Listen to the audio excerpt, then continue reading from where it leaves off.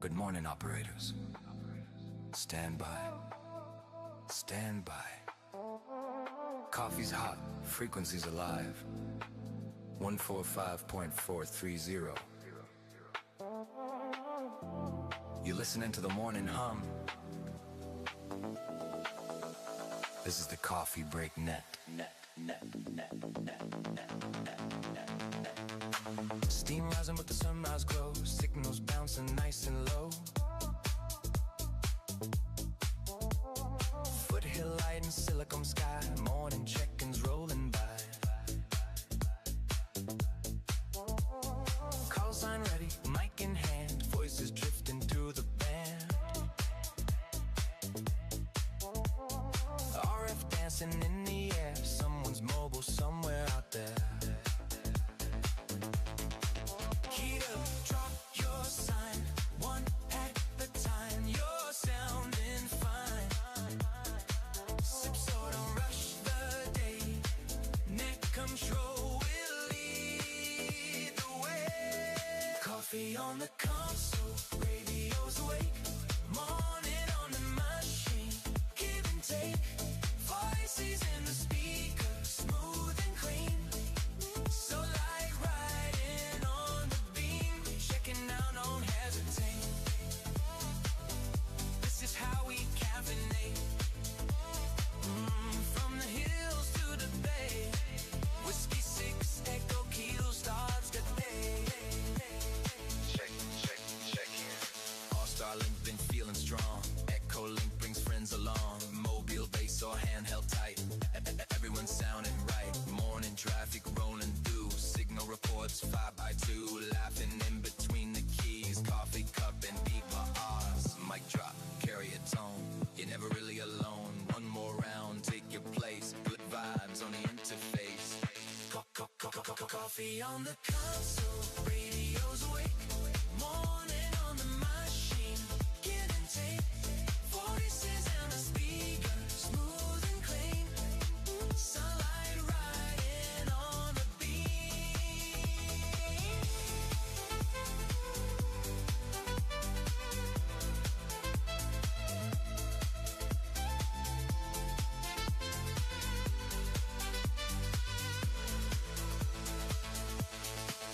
Check it out. Don't hesitate.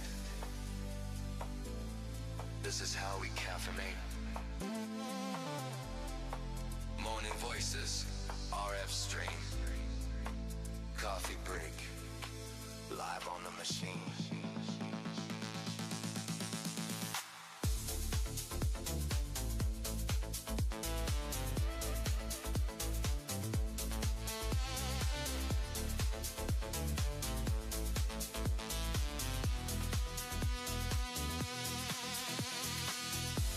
Good morning, operators. Stand by. Coffee's hot. Frequency's alive. Good morning, operators. Stand by. Good morning. Voices.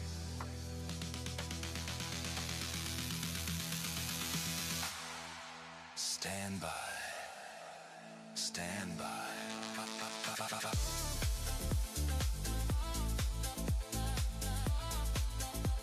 Good morning, operators. Stand by. Stand by. Good morning, operators. Stand by.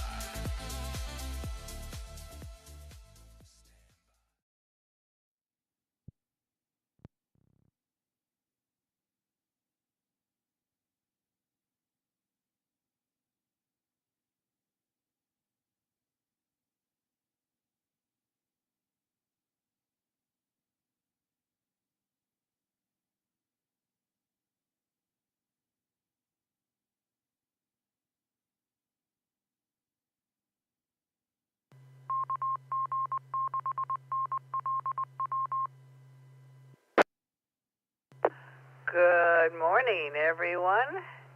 It is time for the Coffee Break Net. The Coffee Break Net is sponsored by the Sierra Foothills Amateur Radio Club on the W6EK Repeater located in Auburn, California. I am Theta, W6EWF, and along with Gerry, W6E, we will be your net control hosts and conversation facilitators this morning. Let's do some in and outs for people who need to get their day on their way. Who's out there? N6CKV.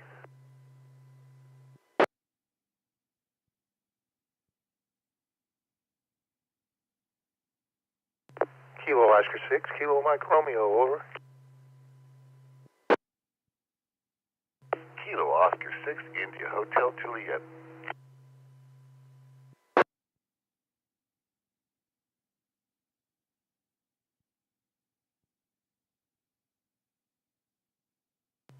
Okay, not many people wanting to get their day started yet this morning.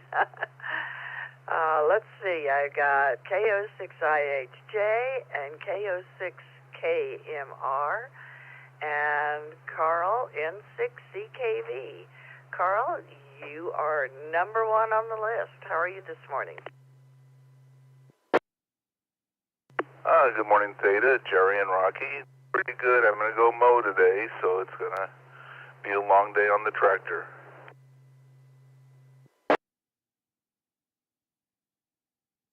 Well, that's what you get for buying such a big piece of property. That's the price you pay.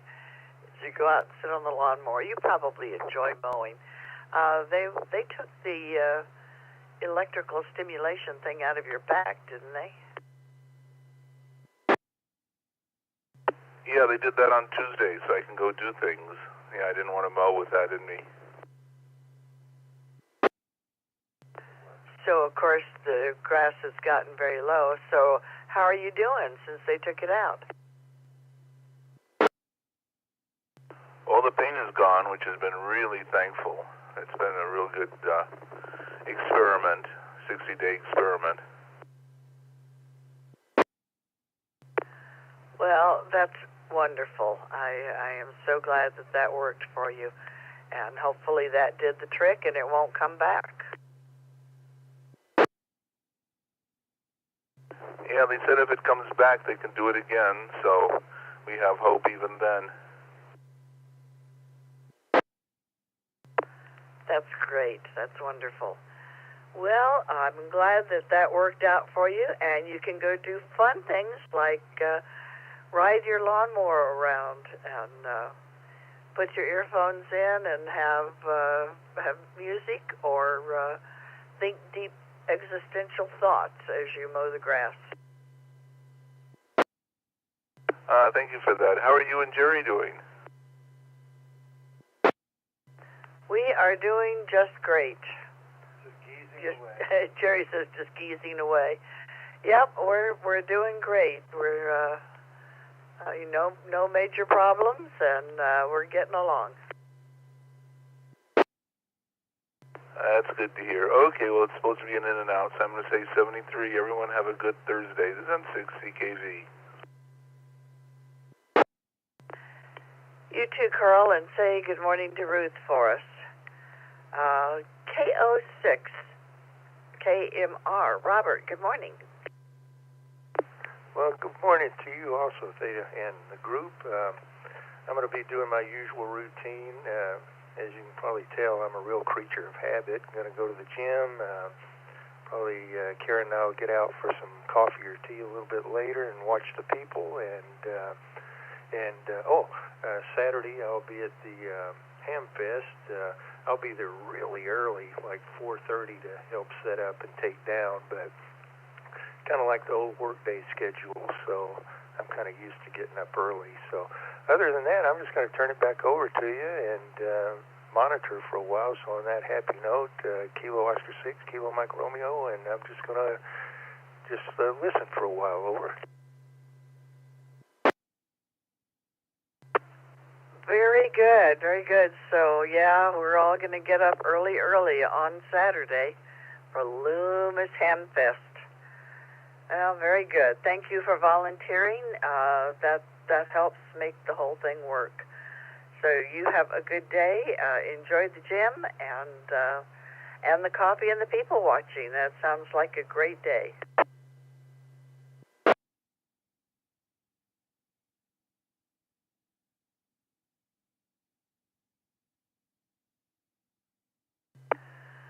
Okay, this is W6EK K06IHJ. Good morning, Larry.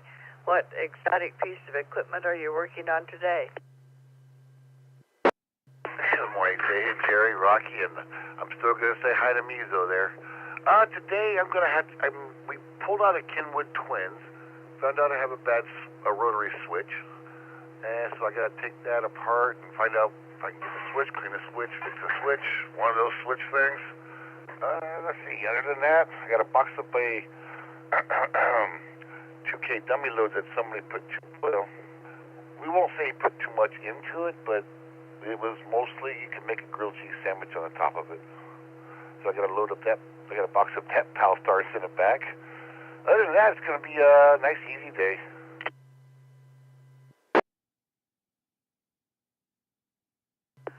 Well, that sounds like fun. Yeah, I heard that you guys were having a hard time getting hold of, what is it, AllStar? If they have a Facebook page, post something on the Facebook page. A lot of times that gets your response faster than anything else. Tom got a hold of him yesterday and has to write put a little letter in the box, and I got to box this up. Yes, he talked to somebody. It's all good. It's just one of those things. Now it's going to be sitting around and wait. Let me think. I could get out and mow the grass. I did get more gas yesterday and had to take out a second loan on the house to get 5 gallons of gas. But other than that, I got nothing. So I'm going to send it back to you, Theta. You, Gerry, Rocky, have a great day. It's going to be beautiful out there. Everybody else, have a blessed day and be careful. We got heat. I keep saying this to everybody. We got heat coming up. It doesn't seem like it's so hot, but we ain't used to it yet, so keep drinking the Wawa. K06IHJ, back to you, Theta, 7-3. Well, they say not as hot today as it has been, and it's trending down, and tomorrow or next week may be in the high 60s. So, it's still doing the spring adjustment. So that'll work, but I'm sure that we will hear more about that later. Very good. Well, you have a great day, and good luck with your Kenwood. Thanks, Theta. It's fun. It's a great hobby, and I'm learning so much about this stuff. So it's a short little bit of time. So yeah, I enjoy it. Get you back to the net. I know there's got to be somebody else wants to check in out there. Come on, wake up. The coffee's brewing. Thanks, Theta. K06IHJ. Thanks for the shout out. Yes, hopefully there's some other people out there who want to talk. Otherwise, this is going to be a really short net.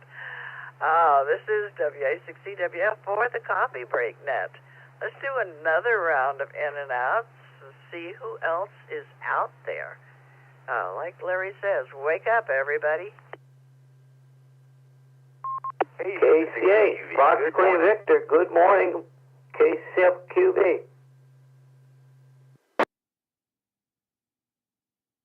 November 5, Juliet, Oscar, Juliet, N5JOJ, Bill, Northeast Oklahoma.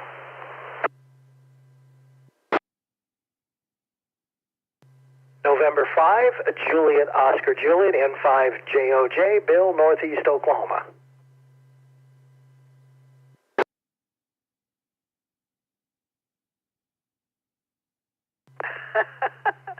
Okay, I love the enthusiasm. Unfortunately, the ones that we could drag out of the doubles and triples there were N5JOJ and KC8FQV. We got you, but who else? There were other people there, so try and spread it out. Hey, B6LUV, good morning.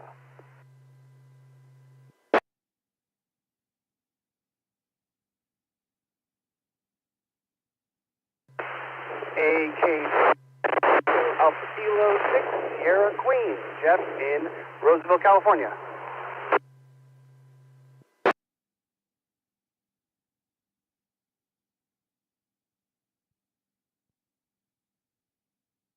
Okay, we added a K6 Sierra Queen in Roseville and KB6 LUV. Anybody else?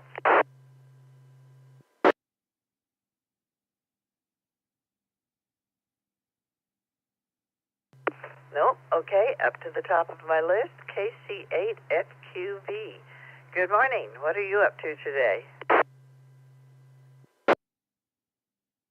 All right, well, I'm getting ready. I'm running some paperwork to the doctor office, which has been going to be done for the last day or two, but it's all ready now. So I'll do that. We were up to 56. I want to see what it is now. We're going to get up pretty warm. Oh, 63. About an hour ago it was 56. Now it's 63. So it's going up there. They thought but we're going to be in the 70s, I think. So, but that's what I want to do today right now, head up to the office and drop some papers off. And after that, I don't know what else to do. Come back home and tinker around. So we'll send it back to Net Control, KC8FQV. Well, it sounds like a moderately amusing morning. You gotta keep yourself busy and take care of business. Very good.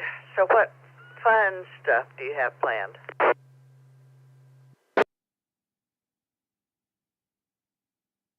Well, nothing fun really.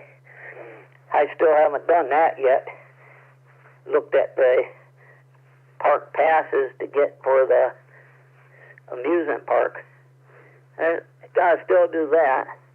Sometime I have to go down to DX Engineering in Talmadge and get the ticket for Hamvention. And Hamvention's in May, so just a little over 2 months away. And I'm sure there's going to be people flying in and everything for Hamvention. So,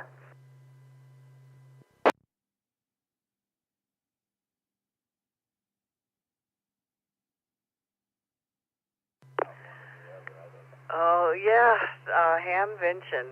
We used to live in Dayton, and are you still with us?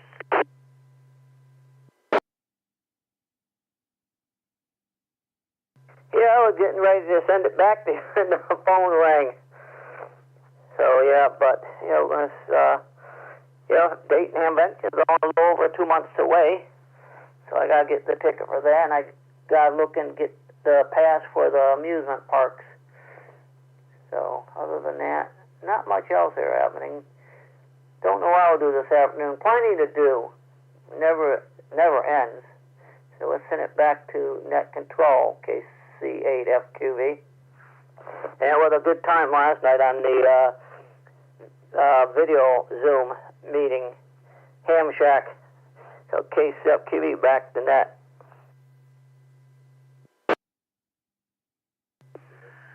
Very good, very good. Well, you have a great day today, and go get those tickets for Hamvention. N5 JOJ, Bill in Oklahoma. Gerry pulled you up on the map, and you're not too far from Muskogee.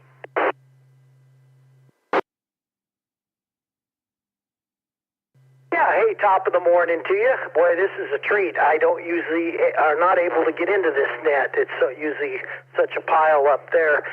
But, yeah, we're in a town called Tahlequah, which is the capital of the Cherokee Nation, here on the Cherokee Reservation. And I carry this net every morning on my system. I have a node repeater system that covers the reservation. You're pretty good, at least the Tahlequah area.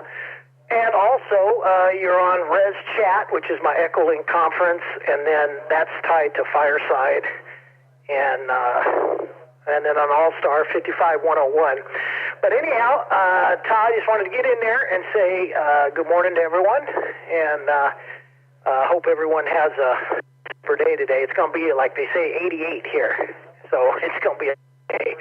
And I raise registered Texas Longhorn cattle, so I'm always doing something on the farm there, But that's what I usually spend my time doing there.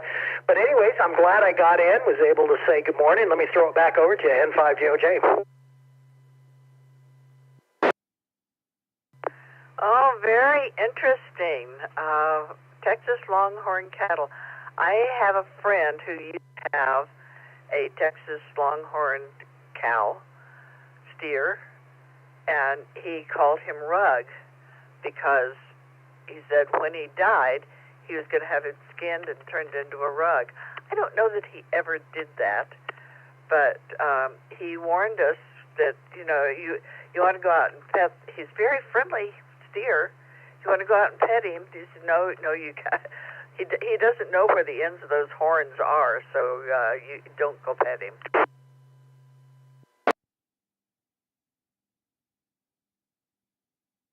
Yeah, copy that. Well, yeah, most longhorns, people don't keep them if they're mean or ornery or got a certain disposition. It's kind of they're kind of bred to be real docile and stuff like that because with those horns they can hurt you. So if I get any that look at me the wrong way, they go to the sale barn or something like that. But all mine are all my cows are all halter broke and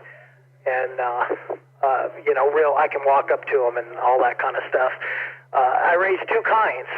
The WR, which are the heritage longhorns that are the original, Texas up the trail. And then, of course, the ones you see everywhere with the gigantic horns, those are the show longhorns and stuff like that. They usually got a little mix of Watusi to get those horns that big.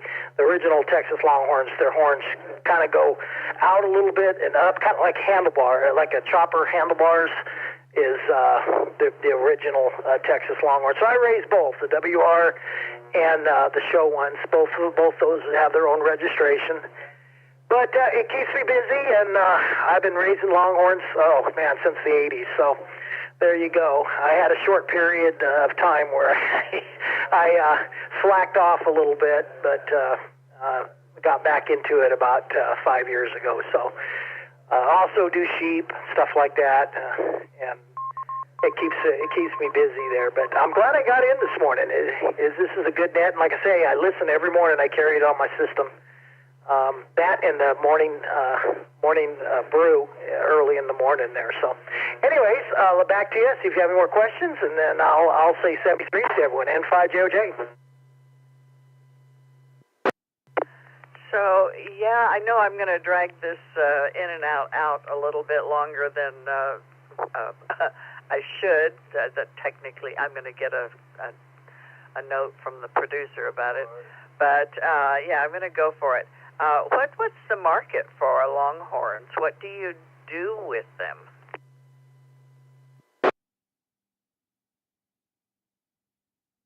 Well, that's a good question. Cattle right now are up high anyways. The longhorns, most beef people don't like the longhorns because they don't put on the fat and the body that a beef cow does.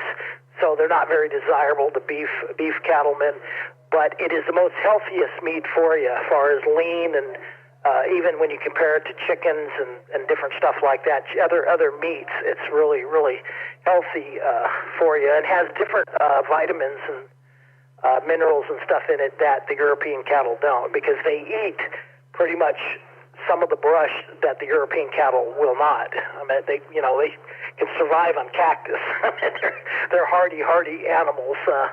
But the market for me is show, and then of course the group I'm in. The original Texas Longhorns are still on the endangered species list, and those type, which are like on the Wichita Refuge, that registration I belong to, I raise those primarily to keep the bloodline going. I'm in a group that's trying to preserve that bloodline.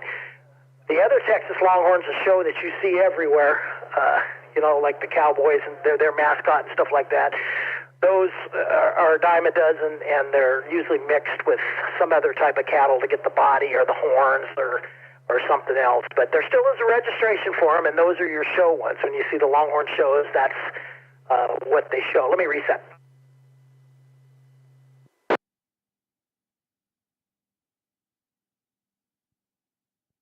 And of course, my repeater had ID. But that's pretty much the gist of it.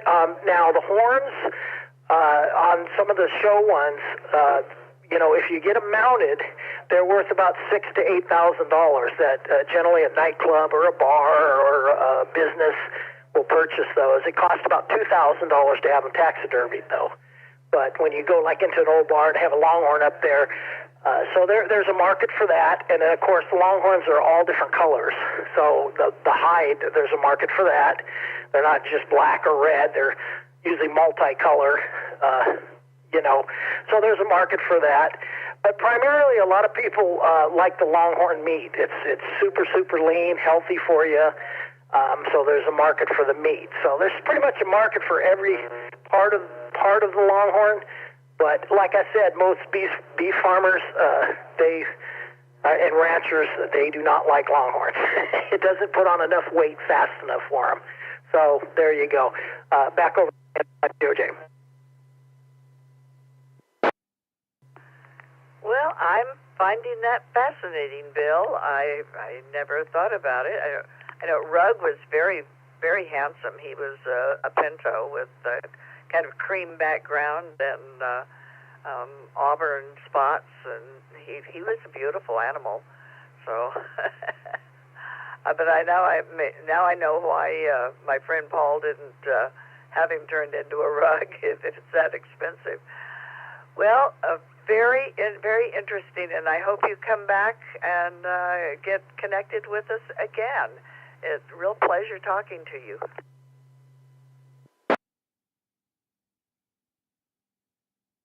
Yeah, copy that. Yeah, most of the time it's just hard for me to get in via RF. If I go on Echolink or something like that, it's a little easier for me to get in. And like I said, I carry this on my repeater system, so I'm usually on RF. I'm coming through RF now on a HT. So a lot of times it's just hard for me to overpower the crowd. But anyways, yeah, I didn't know if Tahlequah is the capital of the Cherokee Nation. I don't know if I mentioned that. I live in the capital city of our nation. We're 14 counties. So a big part of northeast Oklahoma is the reservation, Cherokee Reservation there. But anyhow, I'll say 73s to you all, and you all have a super weekend coming up. Looks like the Midwest is going to have a good weekend. However, Friday, there might be some rain, which is good because we need the hay. It's starting to green up back here, and we could really use it. So there you go. So everyone have a super day. N5JOJ, back to you. Well, it's a real pleasure, Bill, and I hope I get a chance to talk to you again. Just keep persisting. We'll try and leave long stretches of silence so that people like you who are having trouble getting in can make it in. And I'm glad that you did this morning. This was a pleasure. This is W6EWF, and another pleasure, always, is talking to Brett, KB6LUV. Good morning. Good morning, Theta, Gerry, Rocky, and the Net. It is an amazingly gorgeous day here in South Natomas. That big orange ball in the sky is shining bright. My pool is sparkly, and yeah, it's going to be a good day. I enjoyed in the shack last night with the crew. That was enjoyable. I picked up a recent piece of equipment that I'm trying to figure out. So the gentleman there kind of pointed me in the right direction. I will give you a hint. Hold on as to what I got. Let me take a quick break. Here's a hint.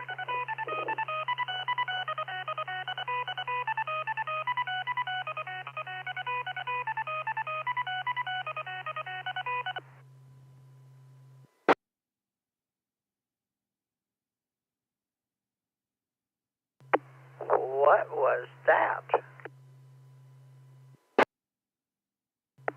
For our fox hunters out there, they will recognize some of those tones.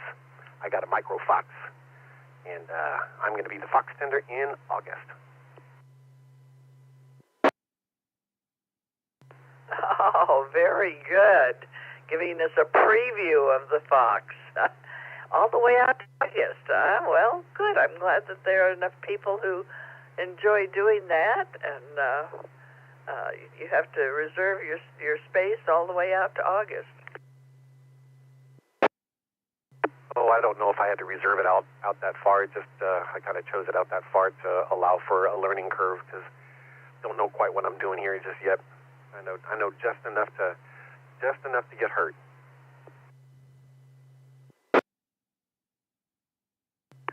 Well, isn't that when you're supposed to go out and charge into something, when you know just enough to get hurt, but not enough to know when to pull the plug?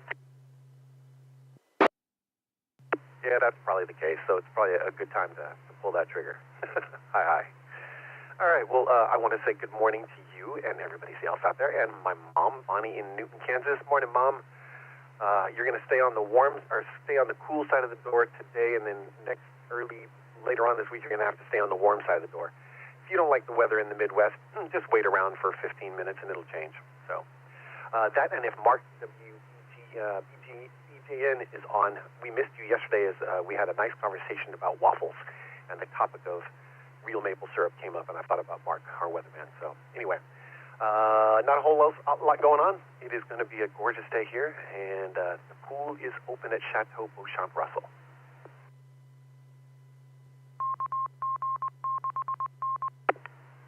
Waffles, yes. Well,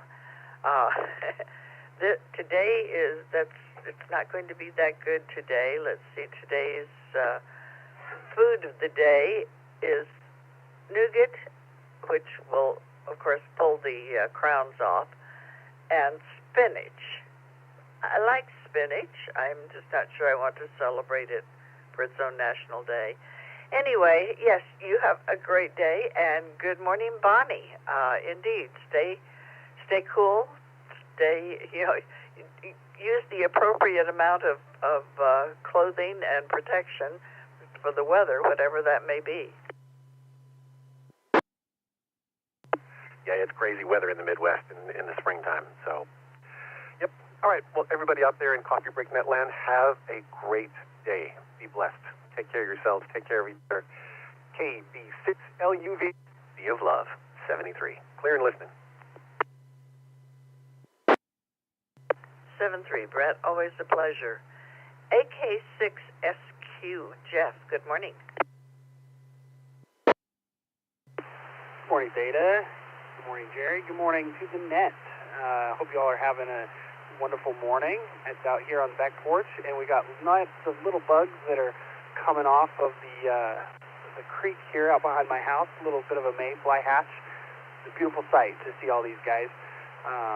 Brett's little microfox activated my assassin sleeper cell training, so I'm going to have to deal with that. Hi. And also just out here assessing points where I can be attaching my first antenna. I'll be picking up some parts here at the Hamfest and trying to assemble my very first antenna. We'll see what happens.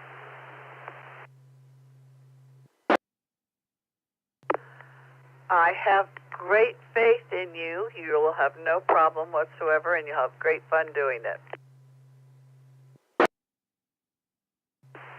We just have the little area here in this suburb, this little neighborhood, so I think I'll probably only be able to get away with an end-fed half-wave, maybe a longer counterpoise, but we'll see. I'm worried about tuning as I don't have a tuner, so that's probably going to be the hardest part.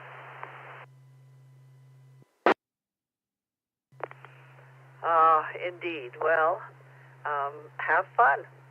Like I say, I have great faith in you. You'll make it work. I appreciate the vote of confidence. I'm going to keep watching this nice little mayfly hatch out here and enjoying this nice little morning here out on the back porch in Roseville.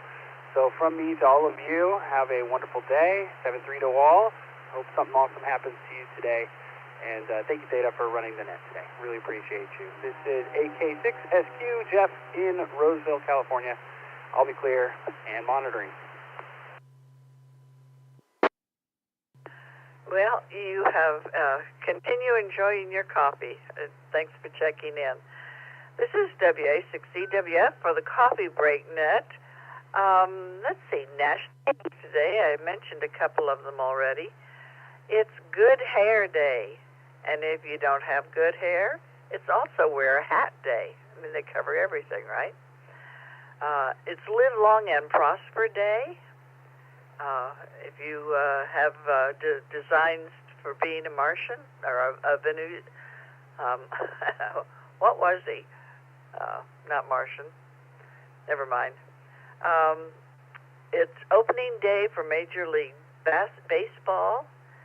As I said before, it's Nougat Day and Spinach Day. And if you don't like any of those, it's also Make Your Own holiday. So if you were to make your own holiday or National Day, what would your National Day be? This is W6EK for the Coffee Break Net. Who is out there who wants to join in and have a little conversation? If you want to be in and out, let me know. I'll put you at the top of the list. N9MUF. KM6LYW, in and out. And good morning, Theta, WB6BJN in Clarksville, Tennessee, and you can put me at the bottom of the list.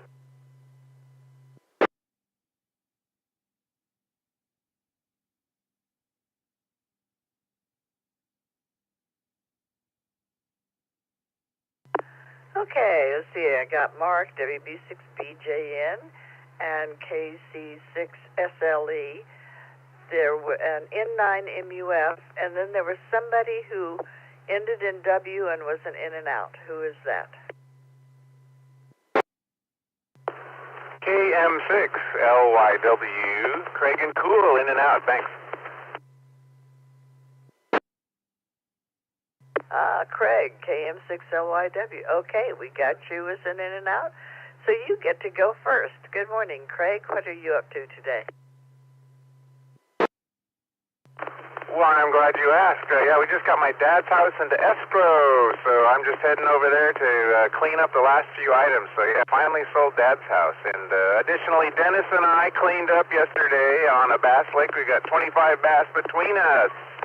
And I'm looking forward to the big show on Saturday in Loomis, so I'll be there for sure. I'm going to let you go. I'm driving through the gears here. KM6LYW, Craig in Pilot Hill.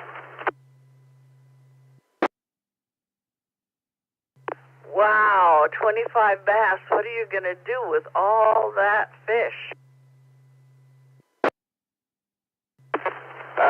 I'm just going to wonder what they're doing in the lake, because we obviously threw them all back. I don't know. Can you even eat bass? I guess I can't eat a warm water fish. Anyways, it was just a lot of fun. Dennis is a great fisherman. I don't know if he's listening or not. Thanks for fishing with me, Dennis, if you're there.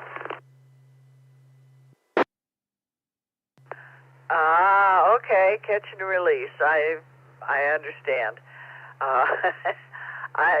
I actually grew up on eating warm water fish. My parents lived down on the winter months on a lake in Texas, right on the Texas-Mexico border, and my dad caught fish. So whenever I went down to visit him, that's what we ate for dinner, was fish. And my mother had a great way of fixing it, so it was always tasty.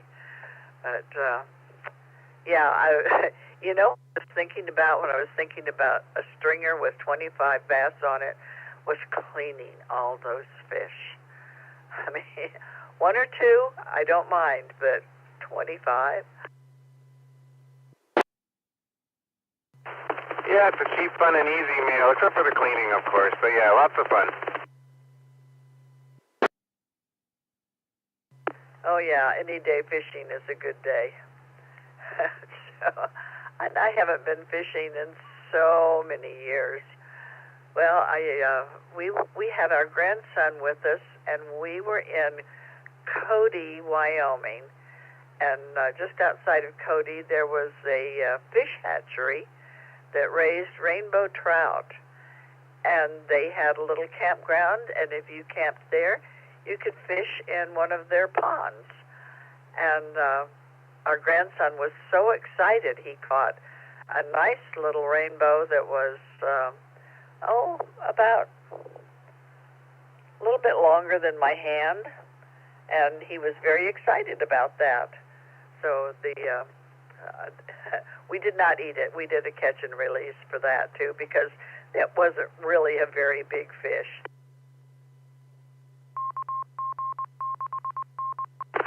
Yeah, I'm kind of in a hole here, but yeah, the brook trout are starting to catch. It's marvelous catch and release, and starting April, we can keep them and eat them. So brook trout with fly fishing is happening here in California already as well.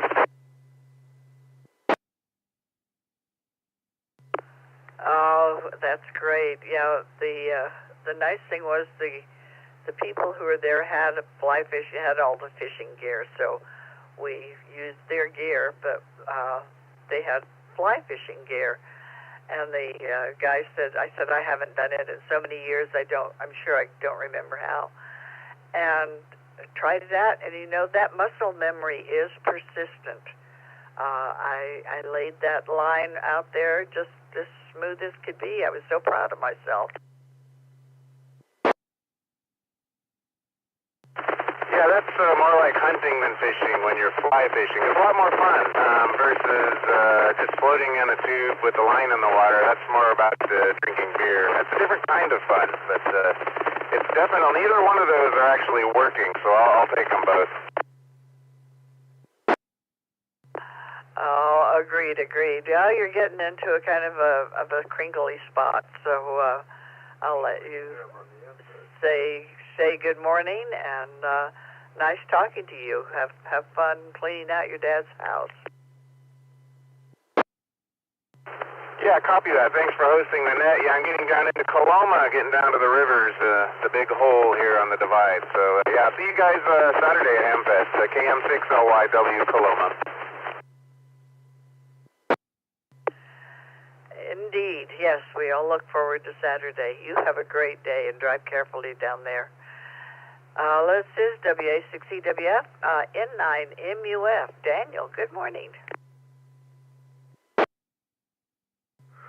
Good morning, Theta, Gerry, and we've actually got it's starting out to be a good day, although we're going to have thunderstorms later on this evening.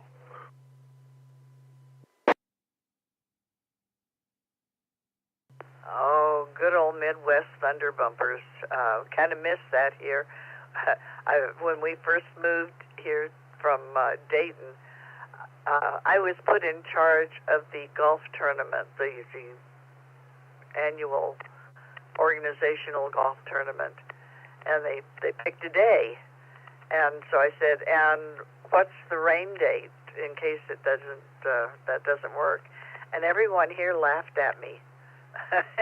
So you're in Dayton, you pick a rain date. When you're in Sacramento, California, you don't bother in the summer. So enjoy the thunder on our behalf.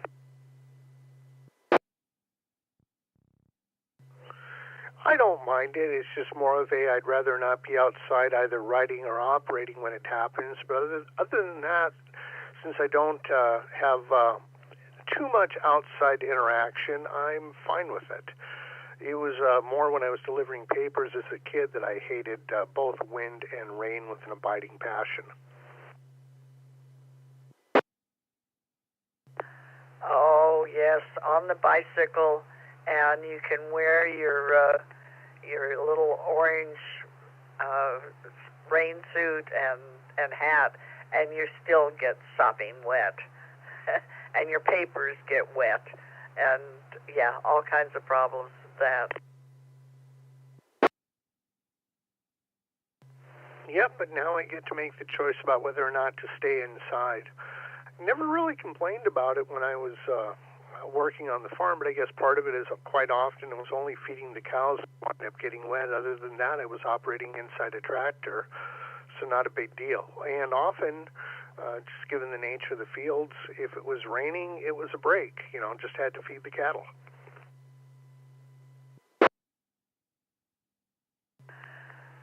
Yeah, that days like that do give you a break. You don't want big equipment out there when the ground's all mucky. No, that can create a bit of a problem. So let's see what's going on here today. Good day yesterday, productive. Slept in a little bit, which helped, which I was able to do again today. And more, it's just kind of a routine day, except the afternoon I'm going to go pick up a guitar. I needed some work that I didn't want to play around with, so I handed it off to a trusted luthier friend, and I'll go pick that up. And then when we get home, my son and my wife, they're going to pull some screws out of some things. We've got 4 or 5 items in the house where we've lost a screw or two. And yes, I know what you're all thinking, and I'm not going to argue with it. But we're going to get those replaced and get the screws back where they should be.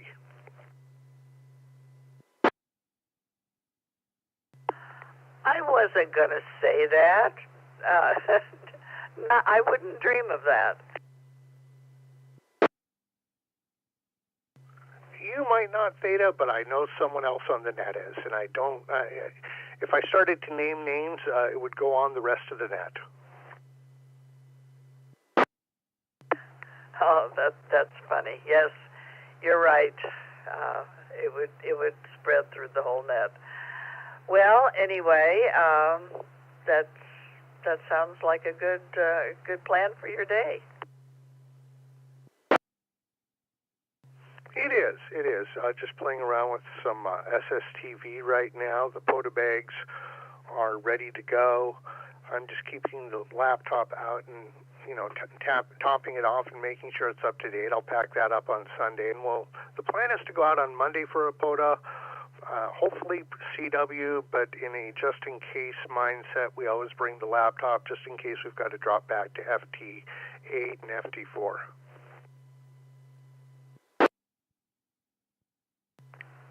Oh, that sounds like fun. Yeah, you're all set and ready to go. Good. That's good planning on your part. For people who like to do POTAs, go bag has a different meaning than those of us who are thinking about wildfire. That's very true. No, I kind of learned that actually doing music.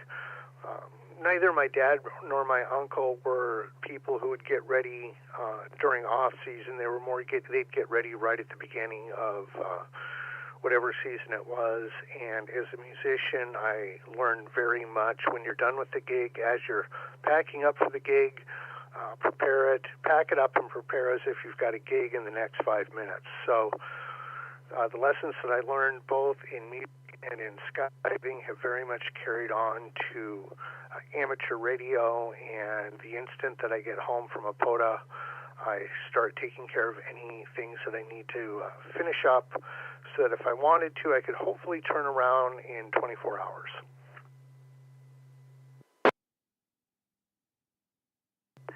That's good planning. I have to approve of that, to commend you for that. Sounds like a lot of fun.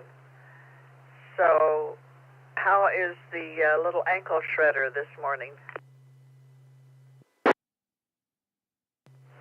I have not seen her yet today, which is a bit odd. Usually she's waiting by the bed when I wake up. And yes, she was definitely having some fun with ankle shredding the other day.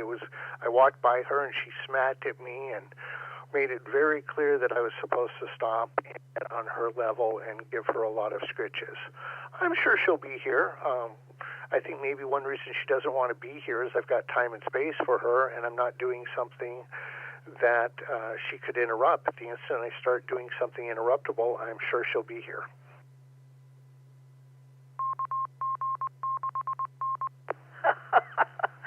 Oh yes, I understand that completely. If you had your computer open and were trying to type on something, then that would be a lure. Or if you were doing something where you were doing the sit down, stand up, or maybe doing some fiddly little work on a guitar, I'm sure she would show up. Do you ever play hide and seek with her? No, that's not something that we've actually gotten into. It's more chasing stuff. we'll wrestle together a little bit because I'm comfortable with cat play. And yes, my both arms and hands from the elbows on down show the effects of that, but I'm also aware that it is play and not aggressive bites. She never breaks the skin when she bites.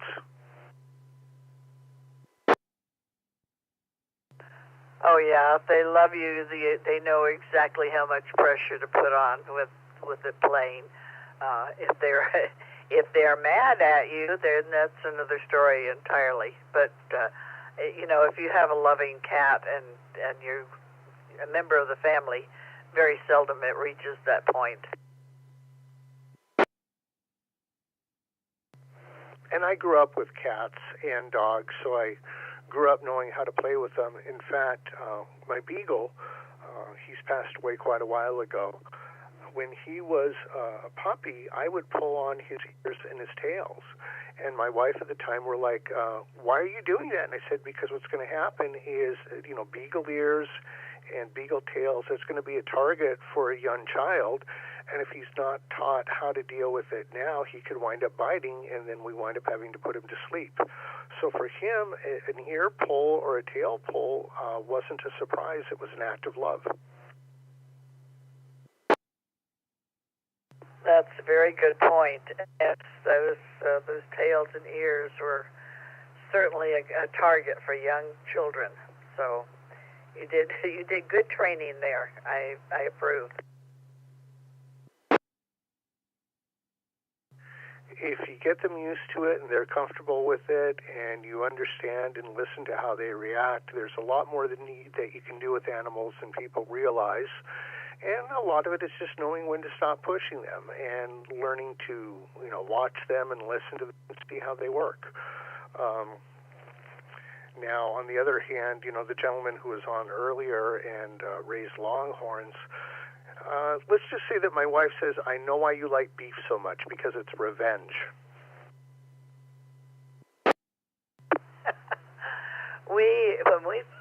The first time we lived here in the 70s, we had a couple of grassy areas. I wouldn't call them pastures. There wasn't enough space for pasture, but there was a grassy area, and it was fenced in, and I don't know what the previous people used it for, but we just mowed it.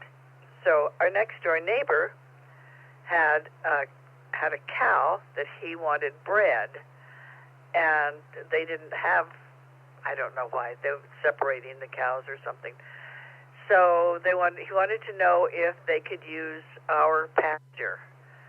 And so I said yes, of course, and so he brings his cow over, and this friend comes over with this stock trailer, and I get home from work, and there is this enormous bull in our backyard, basically.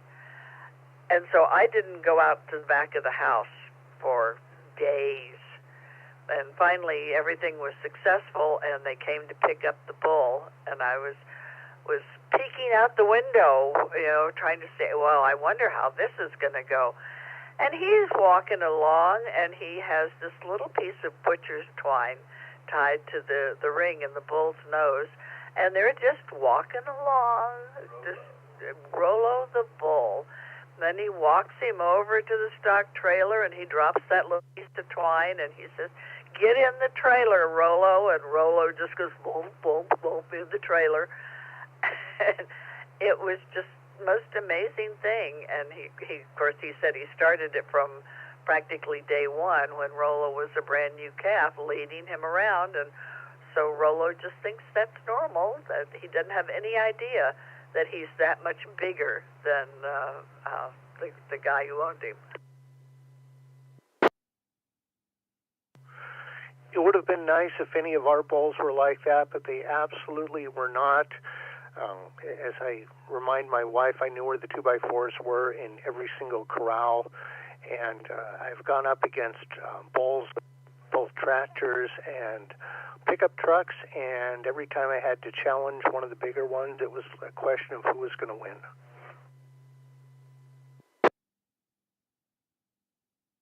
Yeah, well, like I said, he started Rollo when he was, the day he was born practically, as soon as he could walk.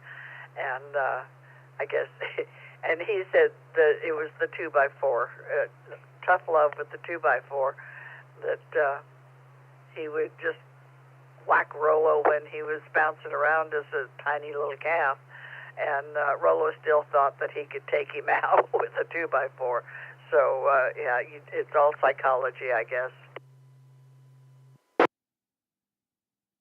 Oh, there's a lot of psychology. You know, I remember moving herd of 120 cattle, and I just knew which one of the cows I needed to get moving in the right direction. If I could get her moving, everyone else would follow. And my friends back east are like, how can you do that with just a four-wheeler? I'm like, you got to be smarter than the cows.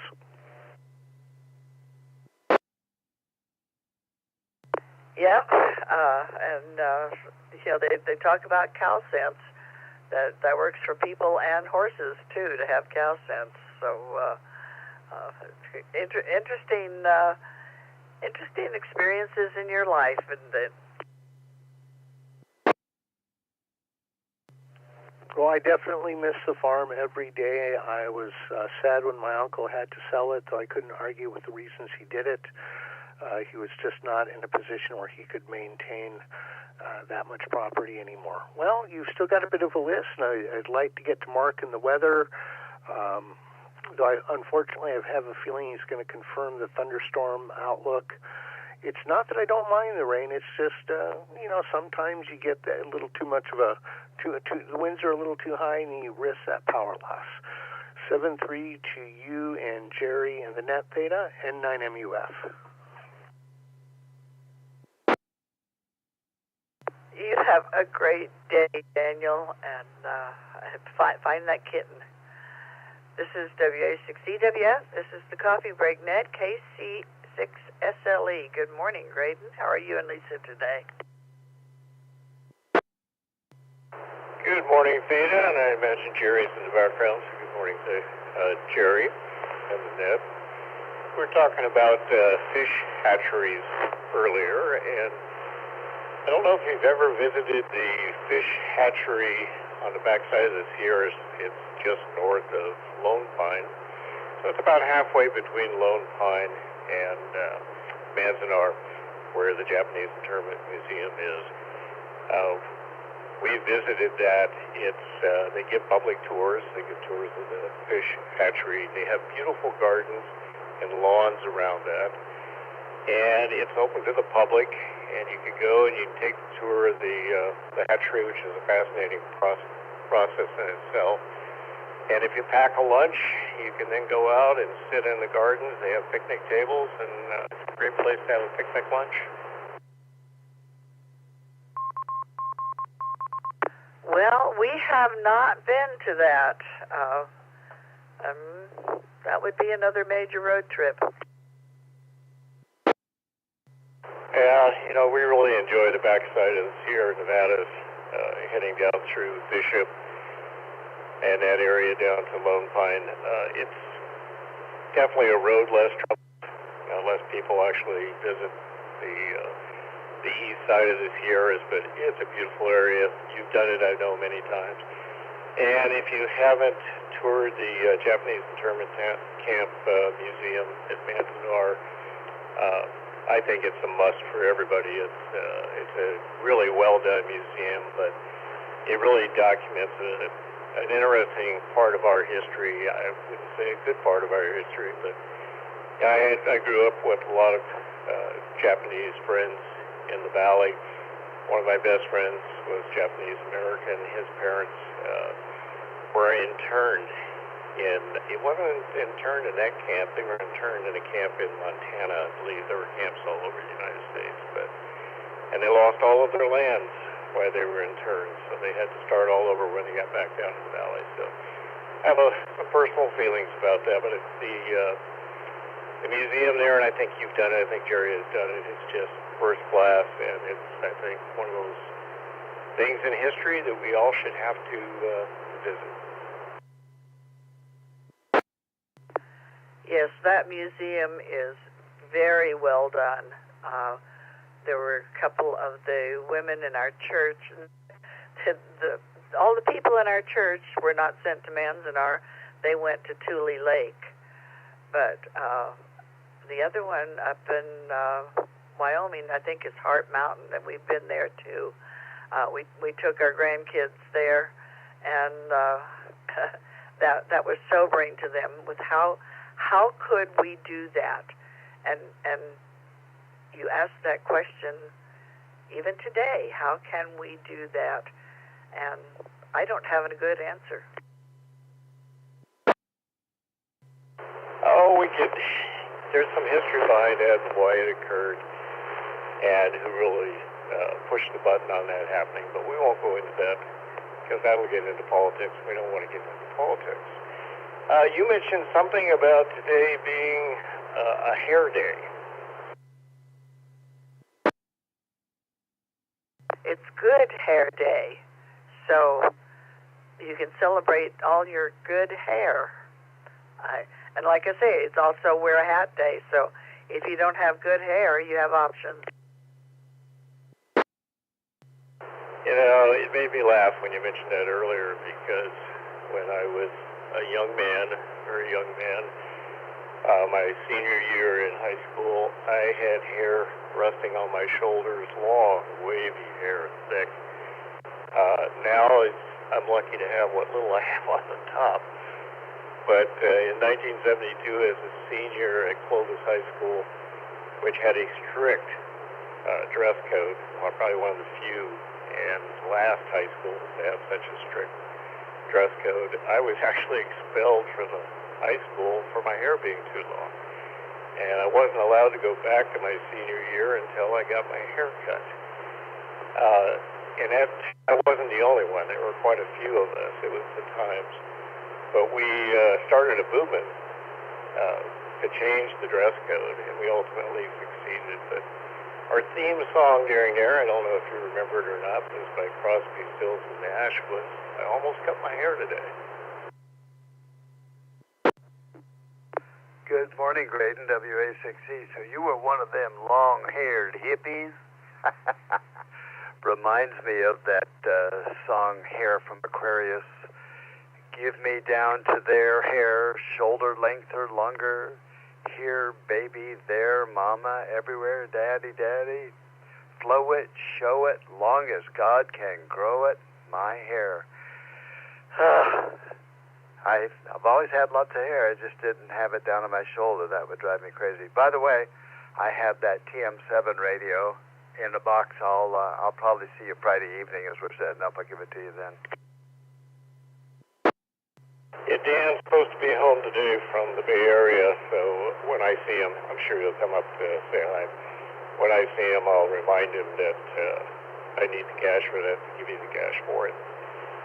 And I guess I'll see you on Saturday, too, at the Luna Sam Fest. Yeah, I can't say that I was a hippie, but I will say I was a wannabe hippie.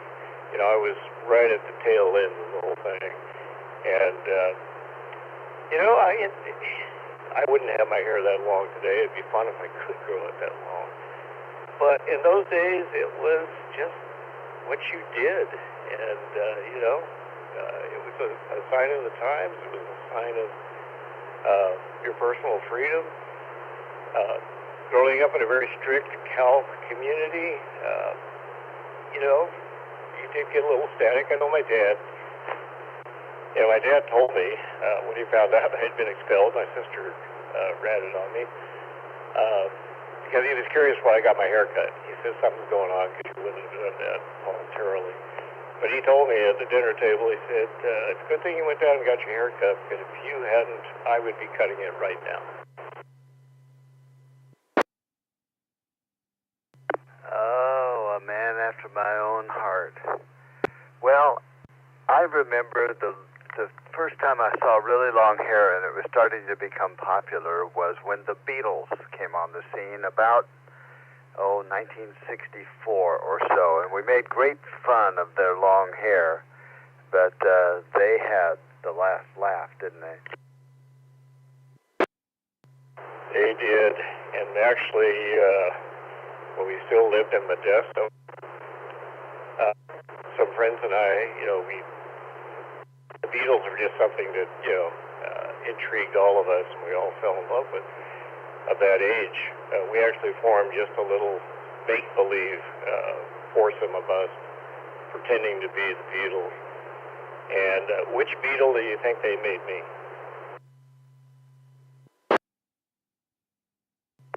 Ringo.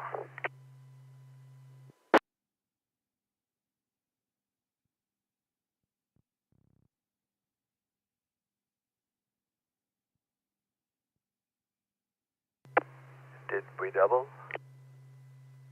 I said you're correct. It was Ringo because I had a larger nose. I had a lot of fun with that. Anyway, I'll let you move on down. I think Mark is next. Let's give us the weather report. But I had to laugh when Theta was talking about the hair because,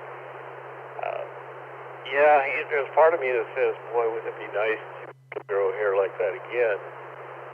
But at the same time, I'm sure I could not have it that long and enjoy it. It'd be annoying. It's like I used to have, all engineers used to have mustaches. I mean, you couldn't be an engineer and not have a mustache. And then I decided to grow a beard. And I don't grow a good beard, but I had a beard. And one day, I decided to shave it all off. We were living in Concord, reverse house in Concord. My son was probably about 6 years old. And I went in and didn't say anything to anybody. I got rid of the mustache, the beard, trimmed my hair. And I was walking down the hall. My son turned the corner, and he looked down the hall, and then I heard him run screaming to his mom, going, Mommy, Mommy, there's a stranger in the house.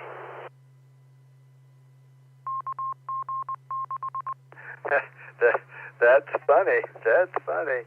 Yeah, I had a little mustache once upon a time, and I just didn't like it, so I took off all the facial hair. It seemed to have plenty on the top of my head. Unfortunately, it's all turned white. So when I go in to see my barber, which is about once every month and a half or so, there's a lot of snow on the ground when I get up to walk away. Yeah, my brother-in-law calls it frosting. I have all this frosting on top. Anyway, you guys have a great day. Everyone else have a great day. I'll look forward to seeing you tomorrow evening and Saturday. With that, 73 KC6 SLE. Yeah, we'll be there on Saturday, plenty earlier. We have to leave around 9:30 or so. We have a funeral to go to, so it's more or less mandatory. So we're going to go to that, but we'll look forward to seeing you. Have a good one, Graydon. This is W6E. I'm going to give the mic back to Theta here. And this is W6EWF and Mark, WB6BJN. Good morning. Hey, good morning, Theta. Hey, Graydon, I love that story. Hey, there's a stranger in the house. After he shaved that is excellent. Oh, that's funny. That's fun. Oh, I'm having a great day. Thank you, Theta and Gerry. I hope you guys are too. Yesterday, I was not here because I had my biopsy on my kidney. They put me completely to sleep. I thought I was going to have to be awake for that, and they put me to sleep. I got into Nashville at about 8 o'clock. Got to the hospital a little early, got registered in, and they took me back and put me in a bed and started the vitals, and they all came in and talked to me about what was going to happen, and I said, well, let's do it. And I had to stay there for 3 hours after I had the biopsy. Let me take a break. Because they wanted to make sure that there wasn't any bleeding. They said sometimes people can bleed. That's why they took me off of aspirin for 5 days. They said people can bleed, and sometimes they have to do a transfusion. They didn't have to do that to me. So they stuck me with that needle, but my blood pressure was low, which was okay. They say that happens sometimes after you've been sedated, and they didn't want to turn me loose until that came up to where it should be. So all was well that ended well, so I hope the results come back and that things, there's going to be a situation where we're going to have to take care of the immune deficiency or, immune thing like what Sarah does. I'm sure they're going to put me on medications, but just to see how bad it is. But hopefully it'll be something that we can get under control, and maybe it'll even go away if we caught it early enough. Theta, back over there to you, and hope you and Gerry are doing good. I'm feeling good today there. Go ahead. Well, I'm glad that was a successful procedure, and I'm glad that you're feeling good after it. Sometimes that can kind of knock you on your ear for a couple of days when you do things like that, but I'm glad that you're feeling good. Well, we went and ate lunch. I was hungry. Oh my gosh, I was hungry. So between Nashville and Clarksville, we found a burger place that our friends liked, and so we went there. Had a burger and fries, and then I came home and I thought, well, maybe I'll get on the radio. I didn't feel very good. I felt I was tired. I was wrung out from that, and Sarah said I didn't look. She said you look a little pale. So I said, well, okay, I think I'm going to lay down, and I went and laid down about 4:30, 5 o'clock. And the next time I woke up, it was 8:30, and I thought it was the next day. So I got up for a little while and came in here and played with the radio, and then about 10 o'clock I folded up and went to bed again and got some more sleep, and so I woke up feeling good today. So that's where it is. So we're all good. And it looks like the weather for California is going to be good. Let me take a break.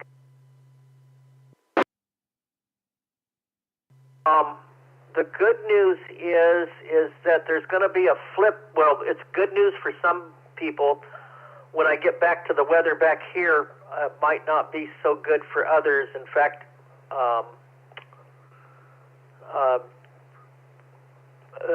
Daniel in Illinois and others that live there need to pay very close attention to the thunderstorms today. They're not your garden variety of thunderstorm.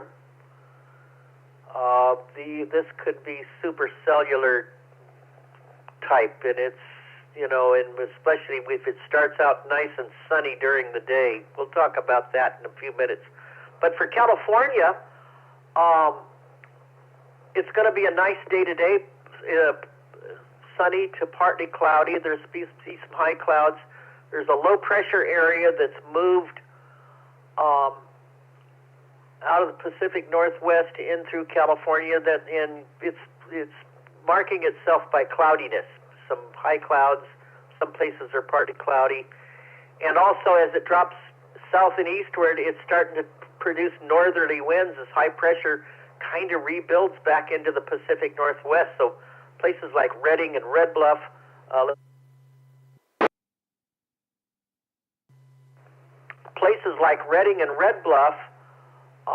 are going to experience strong north winds today of maybe 20 to 40 miles an hour. And then those will decrease tomorrow as the high pressure builds back in. So over the weekend, it's going to be nice, 70, low to upper 70s today. Maybe some places where the wind blows the hardest, it could be upper in the 80s, because north winds this time of the year can become warm because they downslope with that high pressure. And the fire danger, the fuels are starting to cure in a lot of areas as things dry out. And so heading into that fire season. But the good news is that there's a flip in the pattern, and for California, that's going to bring some beneficial rain next week, and maybe a few inches of snow in the Sierras about Tuesday and Wednesday, and temperatures are going to cool off. So that's what's going to happen in California. But in the shorter term, it's going to be a beautiful weekend, and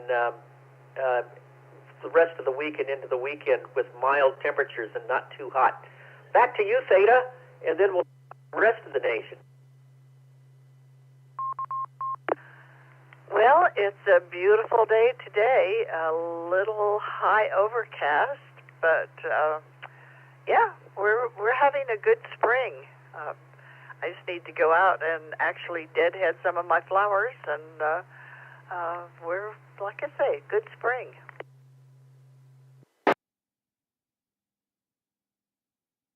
Well, I think it would have been too hot for me last week, thank you very much, because I don't like heat, but that's me. But we're going to get a taste of it back here.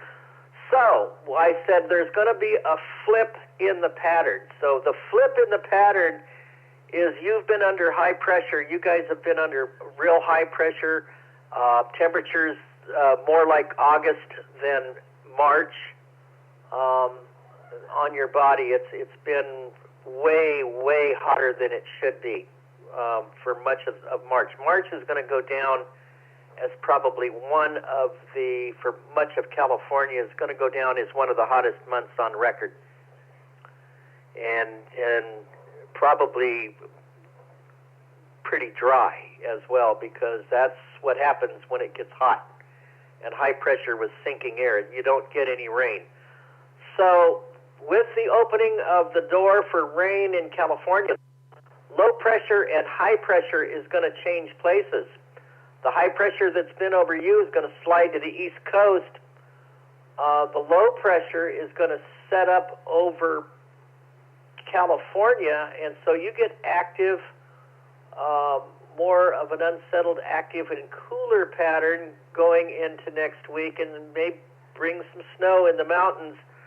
And the other thing now you got to watch, now that you've planted people have planted gardens and got all sorts of neat plants and flowers going, is a freeze, because there could be some cold air in this, and it can happen in April. So they haven't specifically said anything about that yet, but this pattern is just starting. Let me take a break. All right, so what that does for us then is we sit in between those two things, the low pressure and the high pressure. So they have some pretty warm weather on the East Coast, and then it gets really warm through parts of the Midwest. And so what happens in California then comes over the Rockies, drops into the Plain States, and then it's the weather opens up to the Gulf of Mexico as well. So those storms that come out of California become whole new animals as they get back here. So guess what? We're getting into the severe weather season that happens April through June now. And that, depending, on where it sets up, Ohio is going to go through that tonight. Chicago is going to go through that today. And a lot of people woke up back there and said, oh gosh, it's a nice sunny warm day today. Yeah.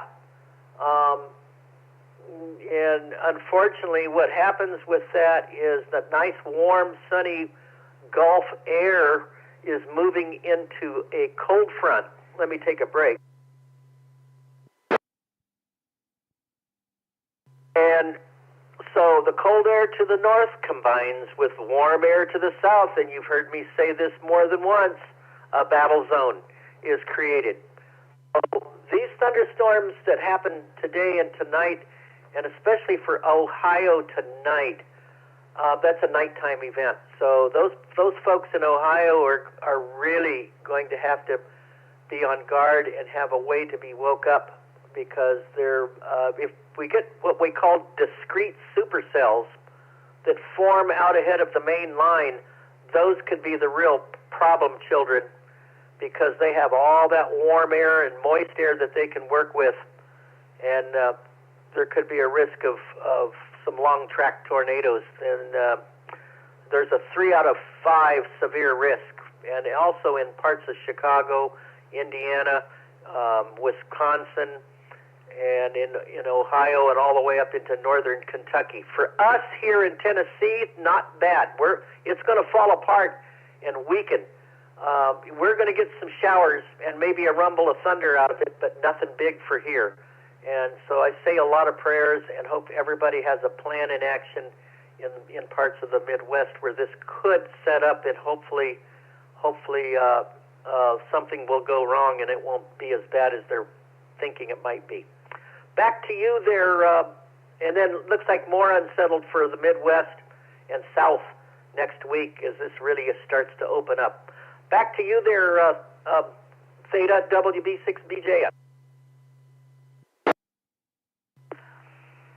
Well, hopefully there'll be no major tornadoes or even minor tornadoes, and it sounds like you are just going to get the rain that you need, so that's a good thing. And hopefully we're going to get a drop or two of rain next week. Kind of looking forward to the possibility.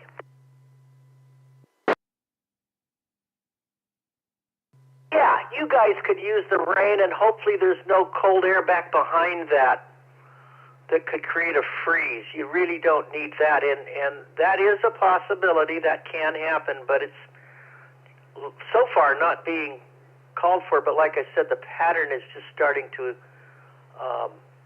establish itself, so keep an eye on it, and hopefully everybody, I really hope folks in the Midwest don't get what some of the folks, they're talking about CAPE, what they call CAPE, convective available potential energy of 2,000 joules per kilogram of CAPE, which is huge, which is pretty good, pretty big.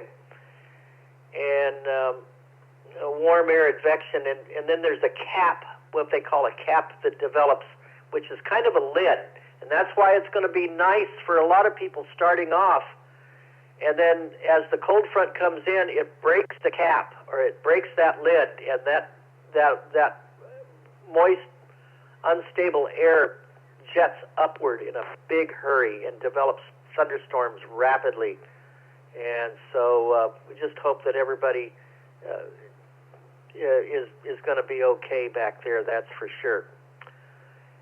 Other than that, Theta, things are good back here. I may go sit in the sun. We got our brand new screen door on our floor, so it makes a nice breezeway with both doors open. And it's nice this morning, and I think before my activity group, I'm going to go sit in the sun for a while and start building my tan a little bit, get my vitamin D. Back to you, WB6BJ.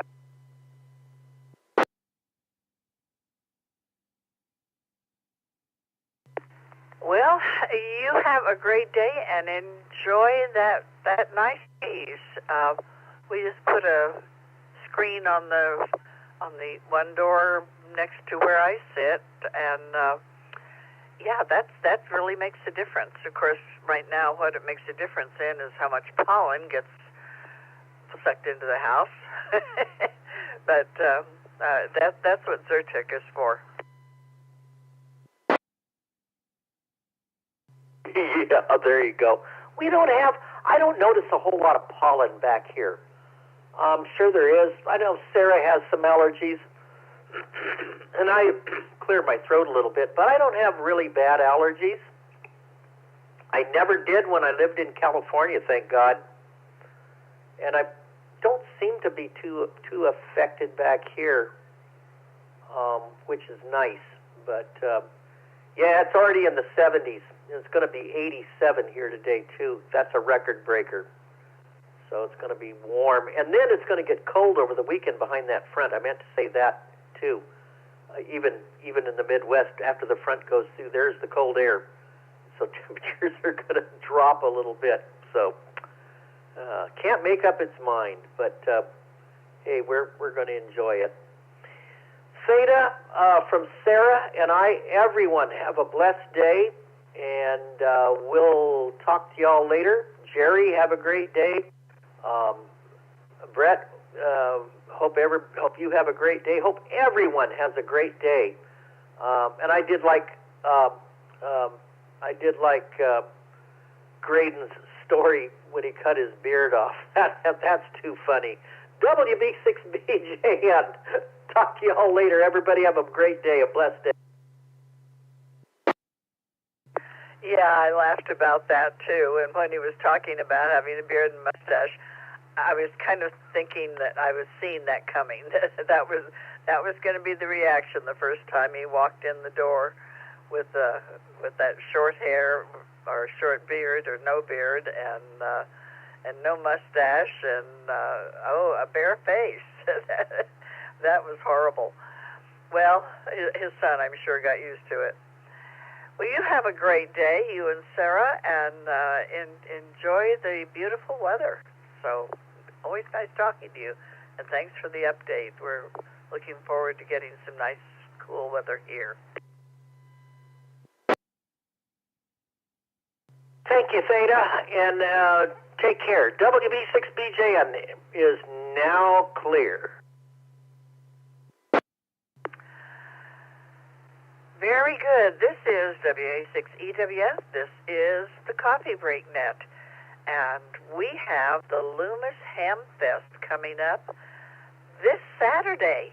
Oh my gosh, we talked about this for so long, and here it is. So how exciting.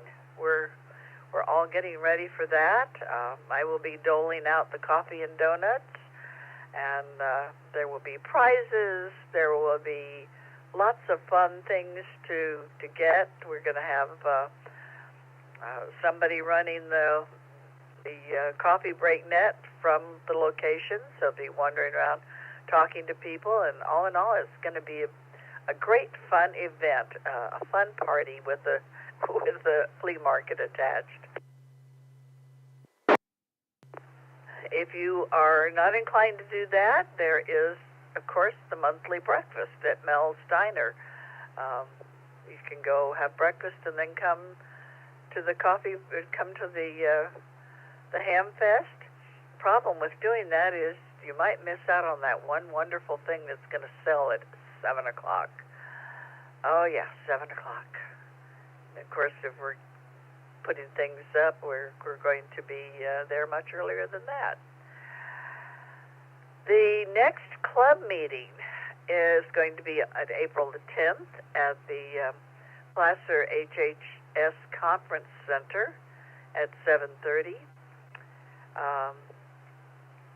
There won't be another fox hunt until April 25th, which will start from the Mel's parking lot, and KO6IMP is going to be the fox tender. Orion is starting another class. This is going to be the technician class. So if you have any friends who are interested in getting their license, steer them to that direction. All the information is on the website. So starting April 21st through May 26th, the technician class will be at 7 o'clock on the club Zoom room. So that's a good way to get your friends involved in ham radio. So let's see who else is out there who wants to join in on the Coffee Break Net and either do a quick in and out or chat with me. This is WA6CWF. Who's out there? Whiskey 6, Juliet, Charlie, Zulu, just checking in, just got to work. Good morning, everyone. W6JCZ.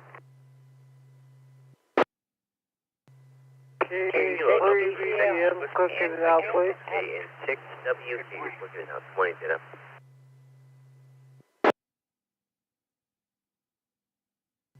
Kilo 5 Alpha Bravo November.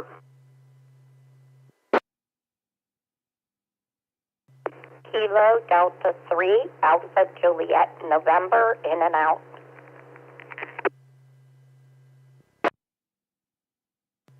Cable LGI, in and out.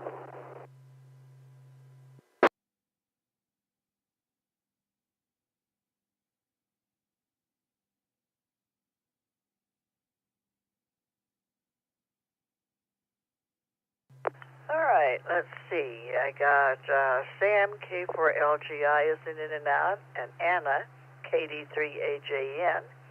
You are in and out. K5ABN, and KN6WQU. Did we hear you in there? Did we hear you? Roger. Okay, got you in the list. K6DCL and W6JCZ. Did we miss anybody in the kerfuffle there? KA3 Victor Golf Mike, in and out, please. Okay, KA3 Victor Golf Mike, in and out. I've got you on the list. Okay, up to Jim, W6JCZ. Have a happy work day. Good morning, Theta. Yeah, didn't think I was going to be able to come back to the radio. I came in, I had to get everything set up and turned on. Yeah, I just wanted to say good morning to everyone. See you tomorrow afternoon. Very good. Yeah, that makes it easy for you. We are close to the Loomis train station, so short commute at dark 30 on Saturday morning. Indeed. Well, as always, thank you so much for the offer. It's always fun hanging out with you guys, especially, other than 2 years ago, I told myself I was going to get to bed at 9:30 and go to bed until 1. Great fun hanging out, talking with Gerry and you and everyone else out. Anyhow, yeah, looking forward to Hamfest. Yesterday night, I was on 40 meters, just tuning out, and a lot of people in our area and even beyond our area are talking about the Hamfest. I hear some people are going to come over from Nevada State, so yeah, it's definitely drawing a lot of attention. Yeah, next thing you know, we'll be like the Dayton Hamvention, 3 days worth of stuff of people flying in from Japan. Just kidding. No, we don't want to grow that big. That's too big. Well, very good. Yeah, look forward to seeing you tomorrow, and we will have fun chatting, but we'll shuffle you off to bed early because we want to get to bed early, too. It's that's a very early start on Saturday morning. Absolutely. Anyhow, thanks for doing the net. W6JCZ, I'll be clear.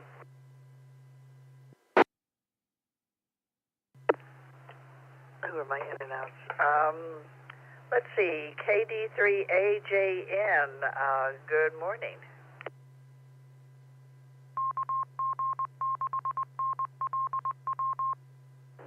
Hello, Theta and Gerry and everyone else on the net today. Well, this afternoon we're going to watch the Pittsburgh Pirates. This is their opening game today, so hopefully they'll win. And then later tonight, Ray and I are going to a Girl Scout troop to speak about blindness and talk about Braille and using the cane and sighted guide. Just give them an overview of what it's like and get them used to blind people. So that's our day. Oh, very good. That's good of you to do that little public service thing for the school. That's great.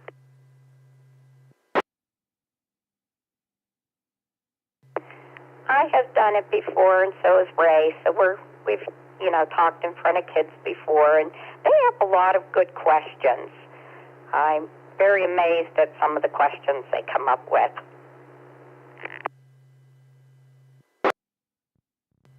Oh yeah, those little minds are going in every which direction. They sure are. Well, everybody have a good weekend. I might get in tomorrow. I don't know. We'll see. But if I don't, we'll talk to you later. And take care. KD3AJN.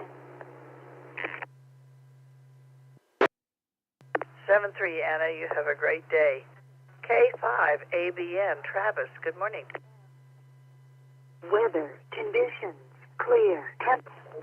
Good morning to you, Kilo 5 Alpha Bravo November from Northwest Arkansas, checking in here via Echolink.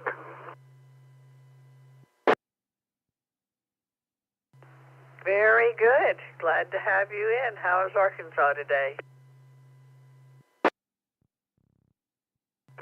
Oh, currently 80.6 degrees, 65% humidity here at 11 o'clock here.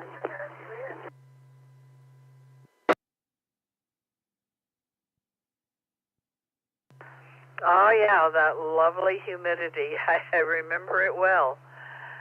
Very good. Well, hopefully you're going to have a nice day. Right after that, I'm just sitting here on the bed in the bedroom with the air conditioner going this morning.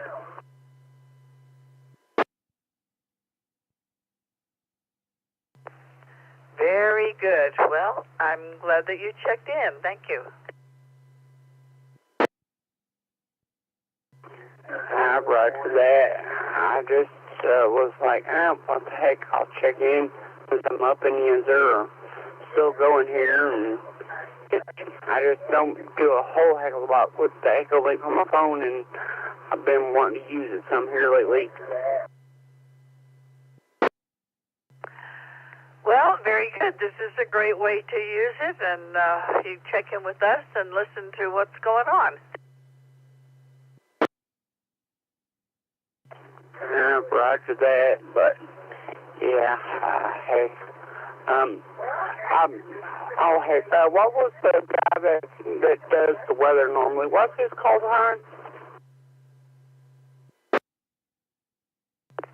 I'm sorry, would you say that again?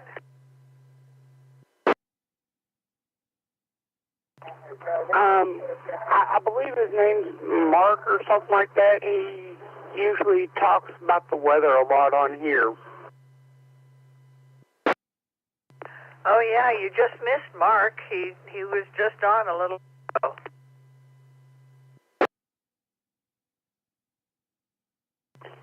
Yeah, I was asking what his call sign was, is what I was asking you.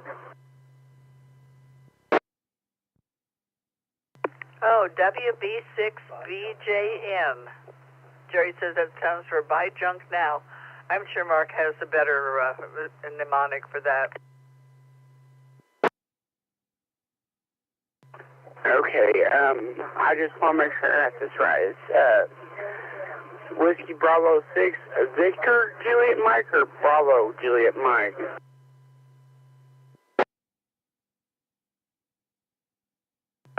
Whiskey Bravo 6, Bravo Juliet November.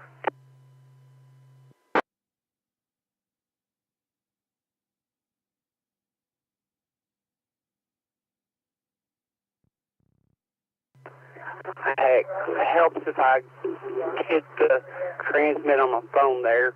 I was going to say, it's kind of hard to tell on the phone speaker here what it was, the last one, because it sounded like an M earlier.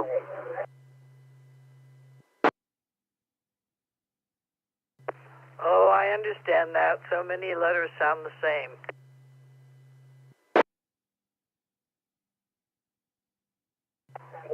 Yeah, that's why most time whenever I say my call sign, even if people know me, I'm always saying it phonetically, just so that way there's no confusion.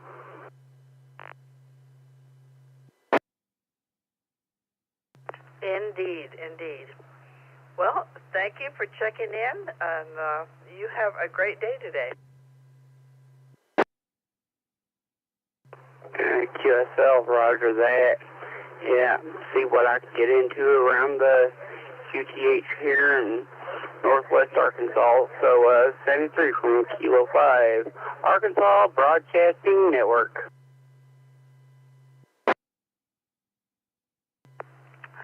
Very good, very good. Well, enjoy your day there, and nice talking to you.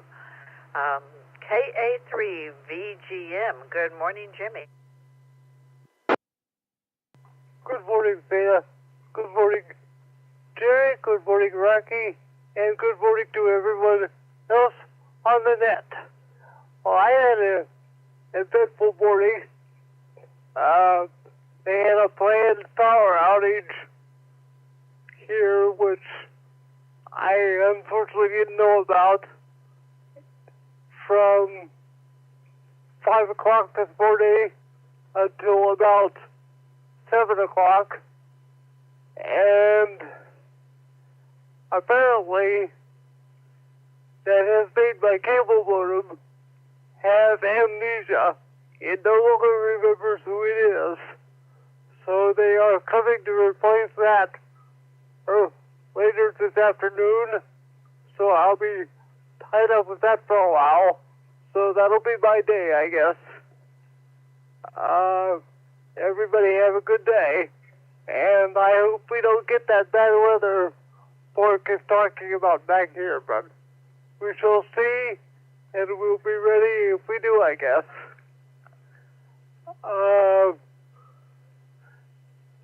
Okay, for reaching back to you, Theta. Power outage. What fun that will be. Well, hopefully you get everything all working again by the time the power comes back up. You have a great day, Jimmy, or at least a productive one, and while you're sitting around twiddling your thumbs waiting for the technical people to show up. Anyway, you have a great day. Nice talking to you. This is W6EK for the Coffee Break Net, K4LGI. Sam, good morning. Good morning, everybody. Annette here from Denver. It's very windy, and got a few appointments today, so I just been listening in a little bit, and interesting to hear about this cattle as well. I would see you later. I got to get it rolling here a little bit. Got a morning appointment. K4LGI. Yeah, that was fascinating to learn about the cattle. I think that we can get good Texas Longhorn beef here, but if we could, I would definitely buy it. Gerry says he can get it on Amazon. Very good. Well, don't get blown away as you're going to your appointment.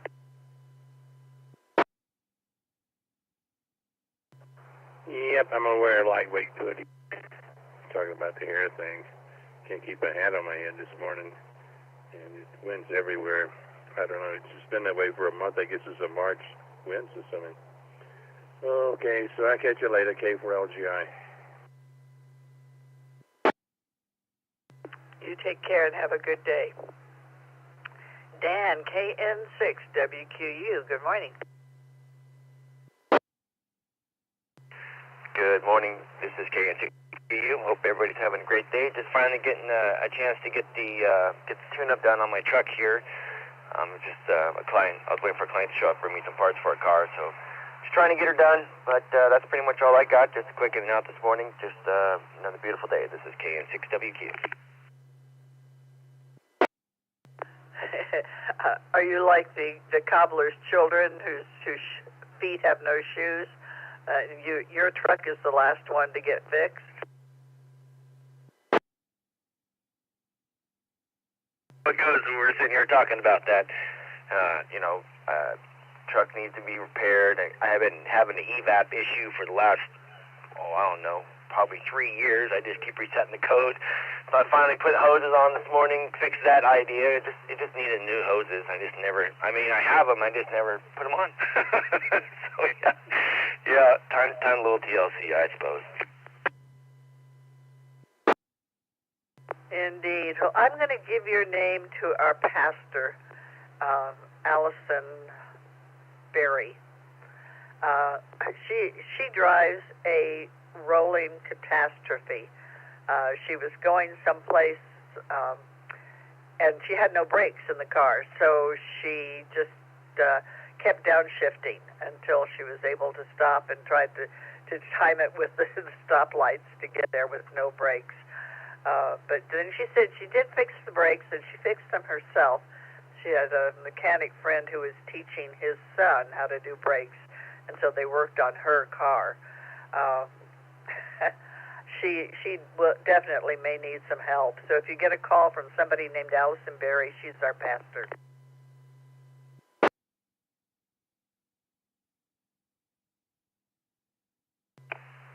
Yep, I know how that goes.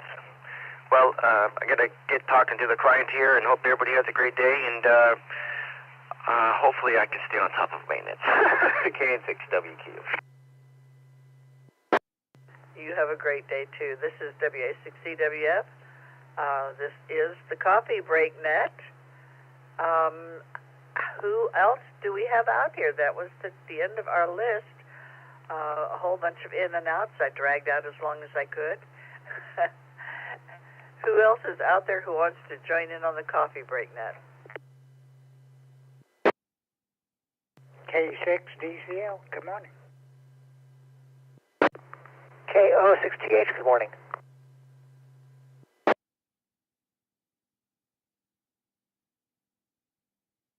WB6LPJ.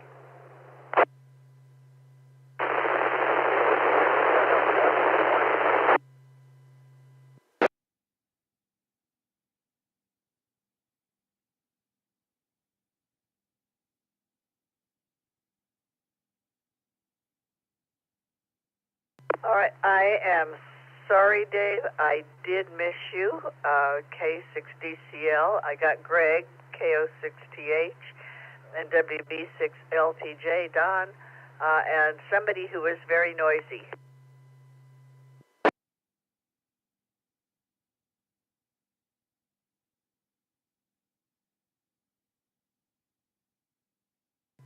Who is not going to try again, I guess.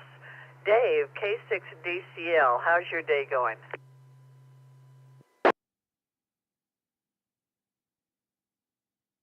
It's going terrifically, so that's a good thing. It's always wonderful to be able to say everything's going fine. And don't worry about skipping over me or missing me. That's okay. A lot of people do that. So no problem at all. I just had to get rid of something that was in my ears. Let's see, what else? What's going on? Well, I haven't talked about Tank in a while. I don't know what's going on. His mother is silent. I think he's still in Baltimore, and where the Ravens are. I don't know what job he has. He may still be on the practice squad. I know he hasn't been signed. If he had been signed to actually play, I would have certainly read it, even reading it in the press. But anyway, so I guess I sound a little bit discouraged, and I think I am. I think he does not have a good manager, and I'm not sure he's thinking out for his interests. But that's my own personal opinion based upon no fact whatsoever. Anyway, that's the important lack of news, I guess. I'm still loving my Yaesu radios, my HF, VHF here in the shack, and then, of course, I used M1KE here, broadcasting to the Coffee Break Net and other places, but mainly the Coffee Break Net and anything else. So back to you, Theta, and hi to Gerry for me.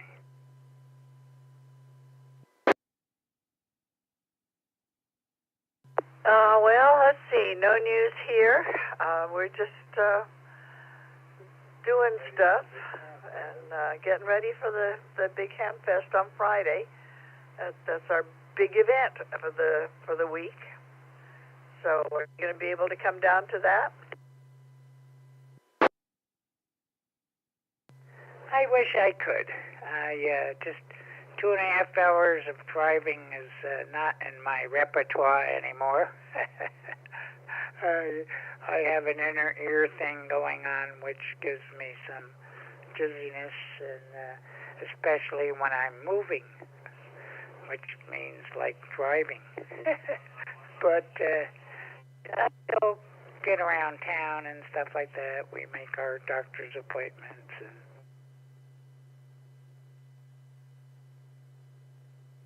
all the we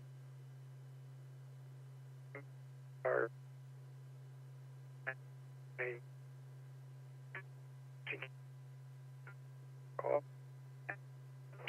we enjoy a good massage, and so I wish I was going to be at the Ham Fest.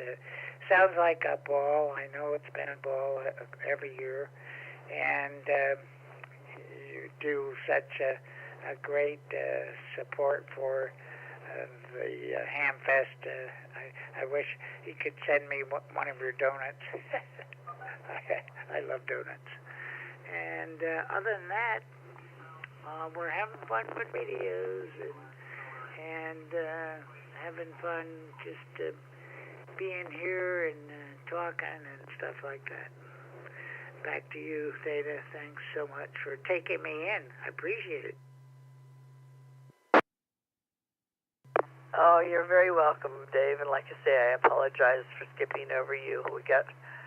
I got kind of wrapped up with the in and outs. Well, you have a great day, and you'll just have to join us and vicariously listen in on the Coffee Break Net, which will be broadcast from the Ham Fest. So you can just be jealous of all the things that they're talking about as they go along. You have a great day, you and Lucy, and I won't say drive carefully. Don't drive. You let Lucy drive. If you're dizzy, we don't need you out there on the road.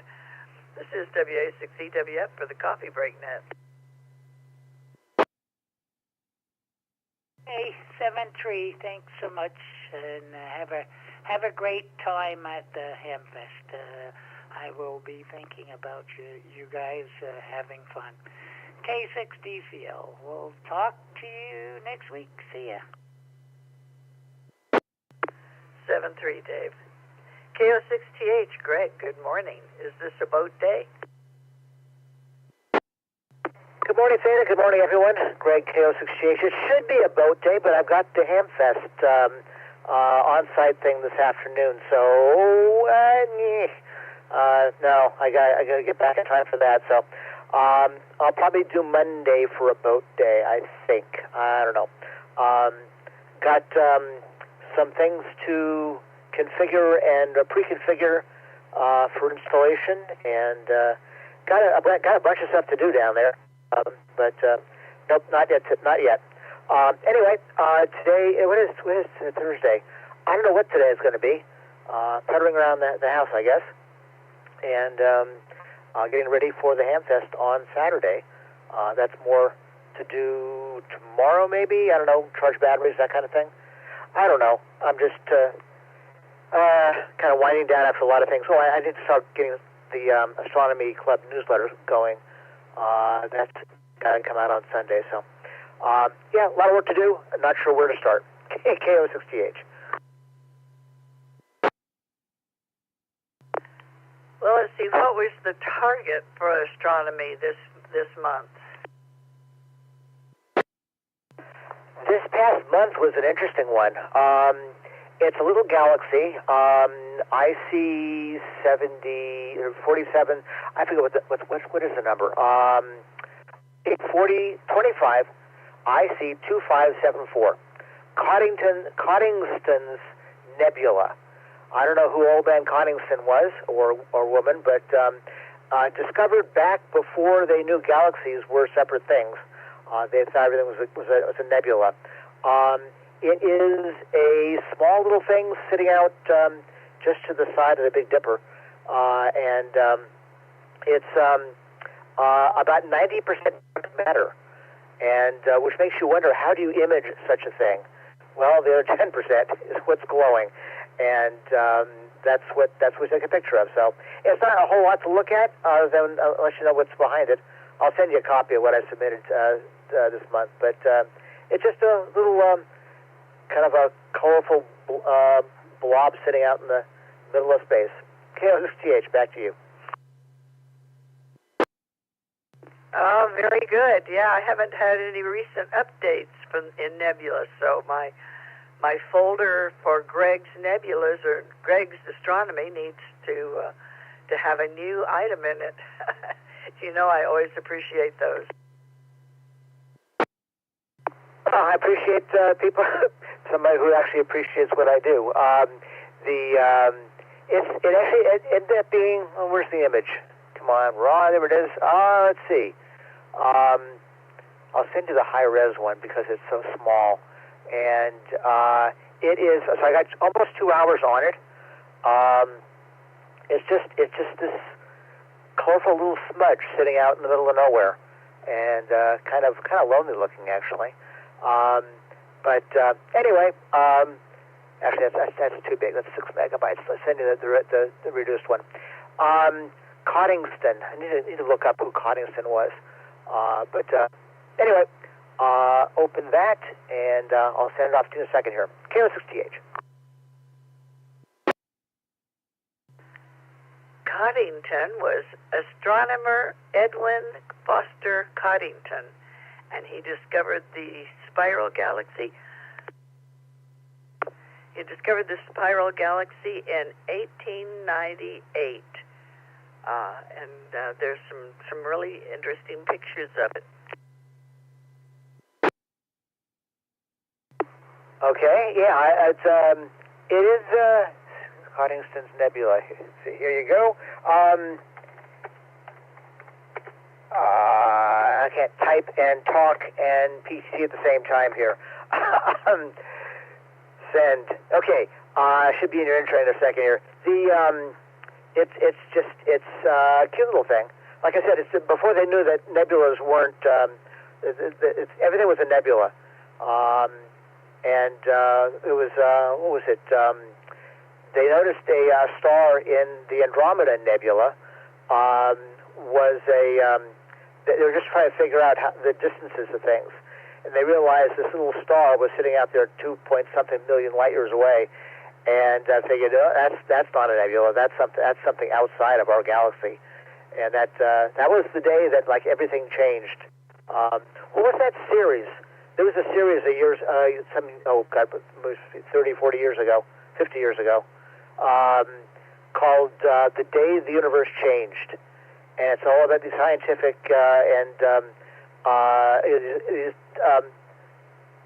discoveries that make you rethink everything. Galileo and the seeing the moons orbiting Jupiter and realizing no, not everything revolves around the Earth. Although the ancient Greeks knew that already, but stuff like that. Anyway, this is one of those things where that's before the universe changed. It was a little nebula out in the middle of nowhere. KO6TH, back to you. Oh, that's interesting. Yes, it just looks like a little smudge out there. So that was a challenge for you to get a shot of that. But thank you for sending that. I will add it to my folder. And you have a great day playing with your astronomy newsletter and whatever else you have planned for your day. Yeah, if I had my act together, I should be down working on the boat today, but I don't know. Anyway, onward, and everybody stay warm or stay cool. Not sure which is going to be today. It's been a nice day, I think. 39 watts coming down from the sky so far. Not a big deal so far, but anyway. KO6TH 73. We'll talk to you later.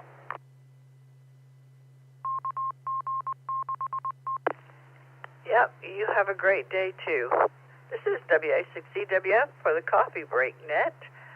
Let's see. Don, W6LPJ. Good morning. What are you up to today?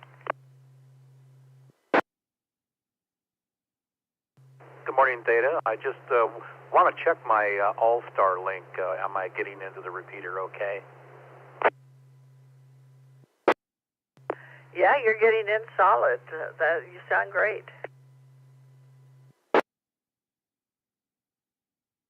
Thank you very much, and you sound great as well.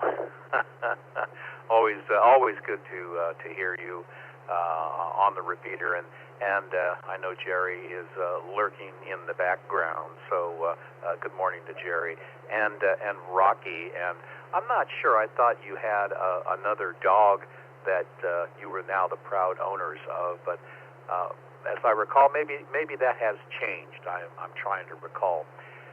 Let's see, here, getting ready for the Loomis event on Saturday, and I am completely clean. So I'm decided to sell this year and just bringing down a lot of goodies. And of course, if everything with a price tag on it sells, I will be able to afford some gasoline or diesel for the motorhome. You buy about 10 gallons worth, right? Maybe if you're lucky.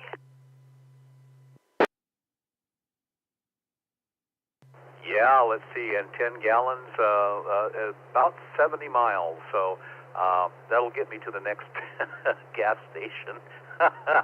Oh boy, you got to laugh about it. There's just no other way to look at this this condition. But yeah, anyway, you know, it's just time to get rid of those projects that I'm going to, quote, get to, because I'm becoming more of a realist as time goes by, and I just need to get rid of this stuff so somebody else doesn't have to deal with it potentially in the future.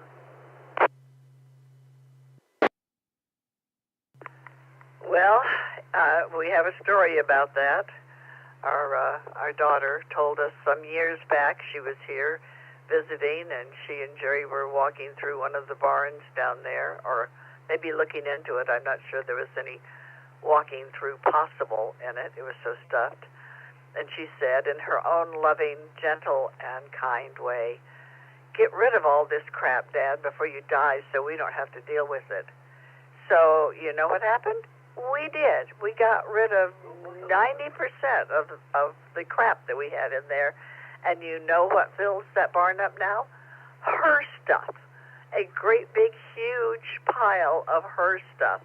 So, yeah, we need to get rid of that crap. And it's all her crap. So I keep threatening to have a port sale or a yard sale or something. And she says, yeah, go for it.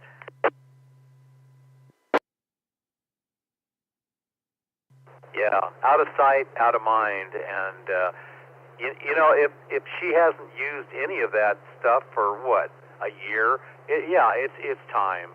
I remember not us in particular, but family members in the past have rented spaces and stored stuff for multiple years, and to the point where when it was finally opened, you know, 5 or 6 years later, everything inside had just, you know, turned to junk and got thrown away anyway. So, yeah, storage spaces are, oh, they're money pits. It's amazing how many people probably have a storage area for rented and haven't seen the stuff that's in it for years. So, yeah. Yep, they should make decisions, hopefully like I'm trying to make.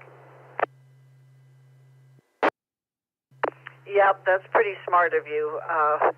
The reason that it's here is they did put it in storage for a couple of months, and they said, hey, there's an empty barn at my parents' house. Let's put it in there. It's been 4 years. And so she and Micah were here last week, and they went down and they took the tarps off, and they kind of looked through stuff, and they found a pair of shoes. Yeah, a pair of shoes. Out of all of that stuff there, they took one pair of shoes. So they are all in agreement that it needs to go.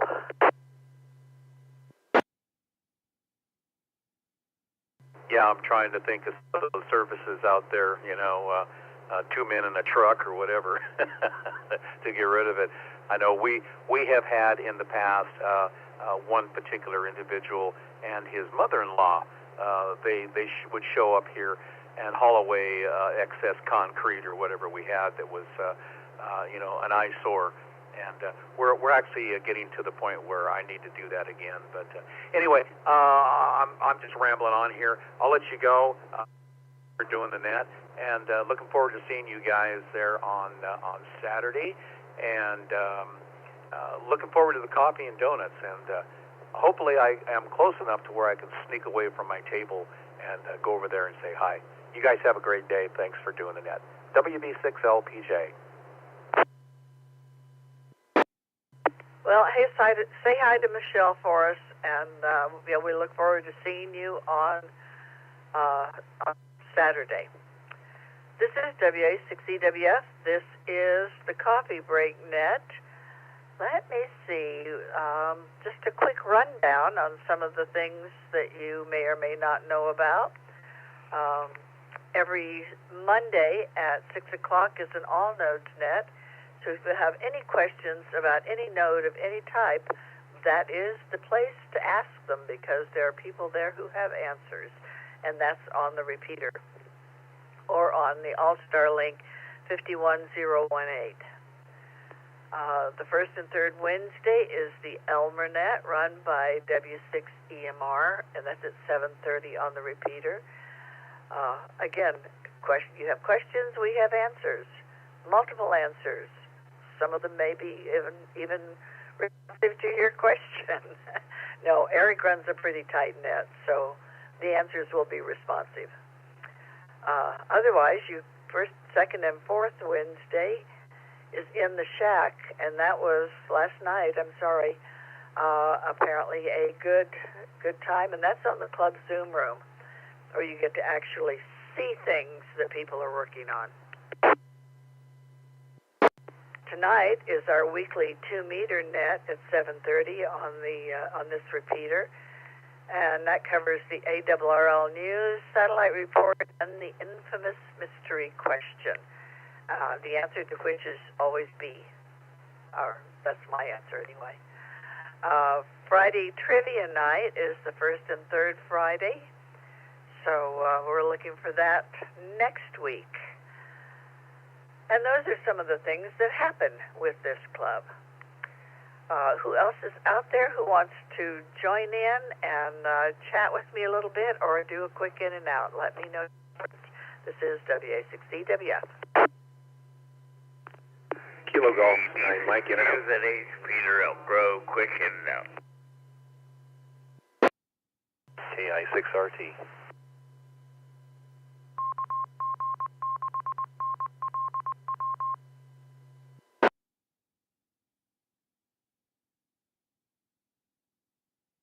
Okay, I got KI6RT and KD6QZH is an in and out, and KG9M.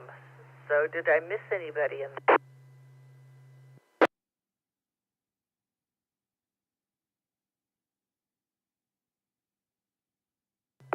Okay, Peter, KD6QZH, good morning. Good morning, Theta, Gerry, and of course Rocky, and the rest of the net. Peter here, KD6QZH. Top of the morning to you. It's a beautiful day here. Unfortunately, I'm working. The good news is I'm working from home today, so I don't want to be here too long, but I always take about 5 minutes and for my morning coffee break to check in on the net. Back to you, KD6QZH.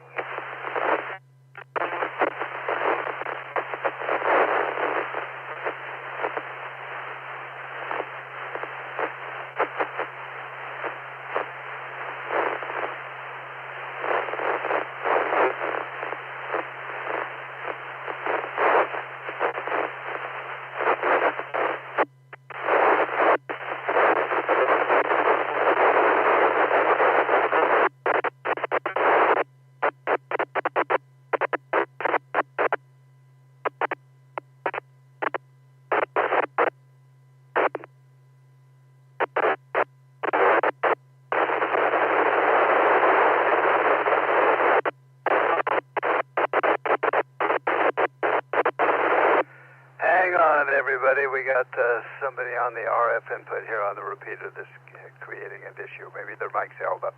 W6EK.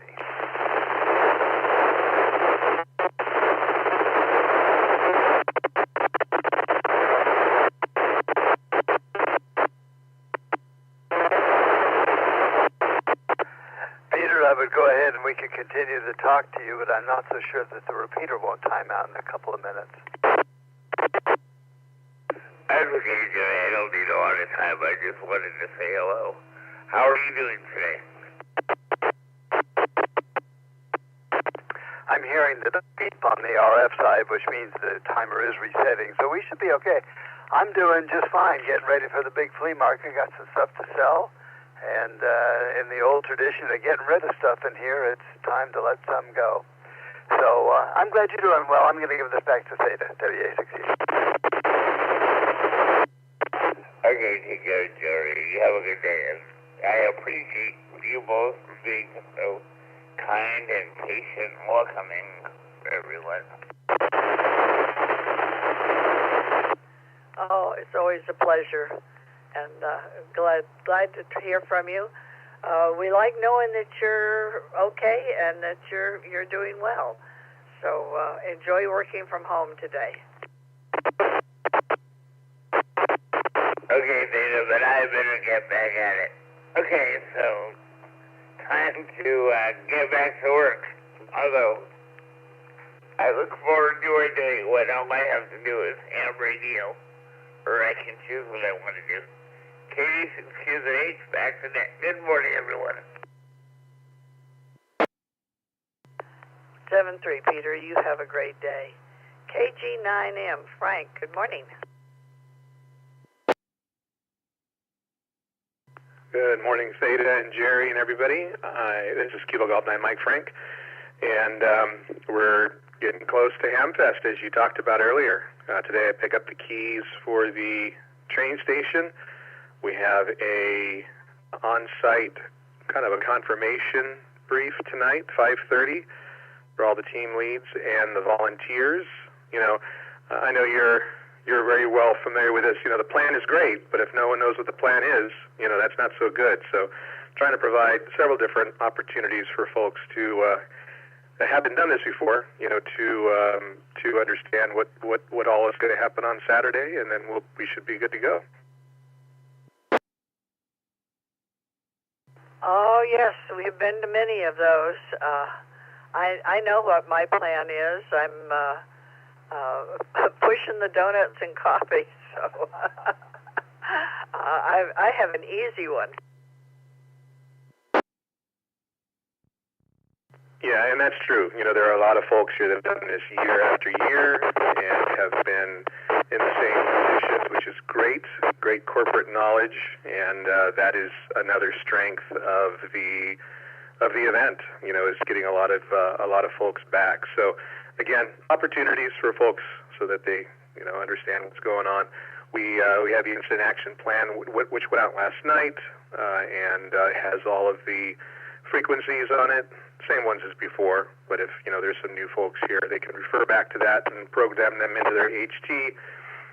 Again, I'll be on site 5:30 today, and we'll go through all that. Tomorrow will be the last day to kind of make any changes, and then Saturday morning, we're all at it. Pretty much all the planning is done. Feel comfortable where we're at, and really appreciate everyone's help that has been involved in the planning. We're still short a few volunteers, though.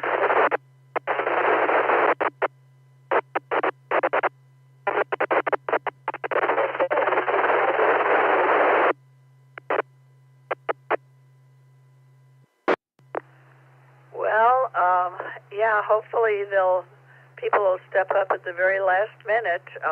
What areas do you need volunteers in?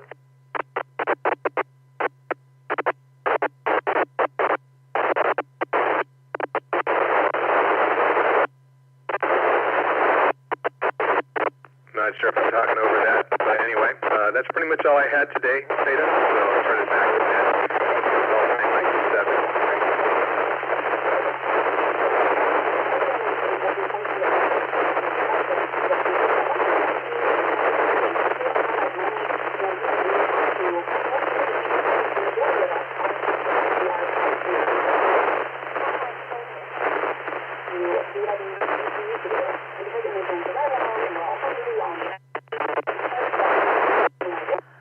Well, yes, that's unpleasant to have to deal with that. I'll just stomp them and make them go away for a moment. You have a great day, Frank, and yes, we'll all rest easier on Saturday afternoon. Everybody will go home and take a nap. This is W6EWF KI6RT. John, can I get you through through this hash that someone is making?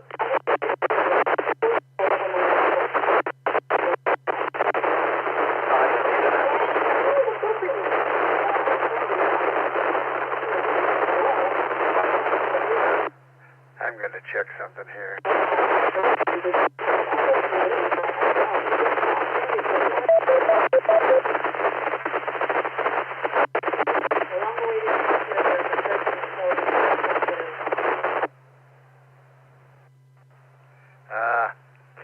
The problem is the PL on our receiver on Mountaintop has got itself turned off. I'll copy, Gerry. Am I making it through the RF?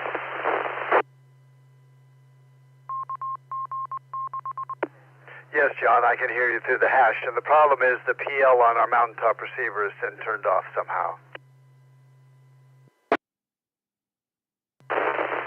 Yep, that's the problem. All right, well, I will say 7-3. Everyone have a great day. KI6RT, back to them. Well, sorry we didn't get to talk any, but I understand that you had a great bike ride yesterday, and how nice that you could join in. This is W6EWF. This is the Coffee Break Net, such as it is now that we have a little competition on Mountaintop. Who wants to check in, or shall we just see if we can figure out how to quiet those people down? Into DYI, quick in and out. Okay. John, no, Metro, California. Checking in and out. Good morning, Patrick. Anybody else? KN6, SLM, Metro, California. W2VX, quick in and out. We're just going to check in and listen out there.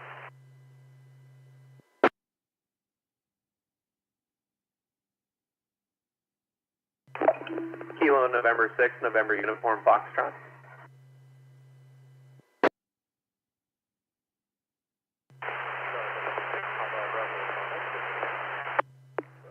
Okay, I got KN6NUS, and there was a K something SLN.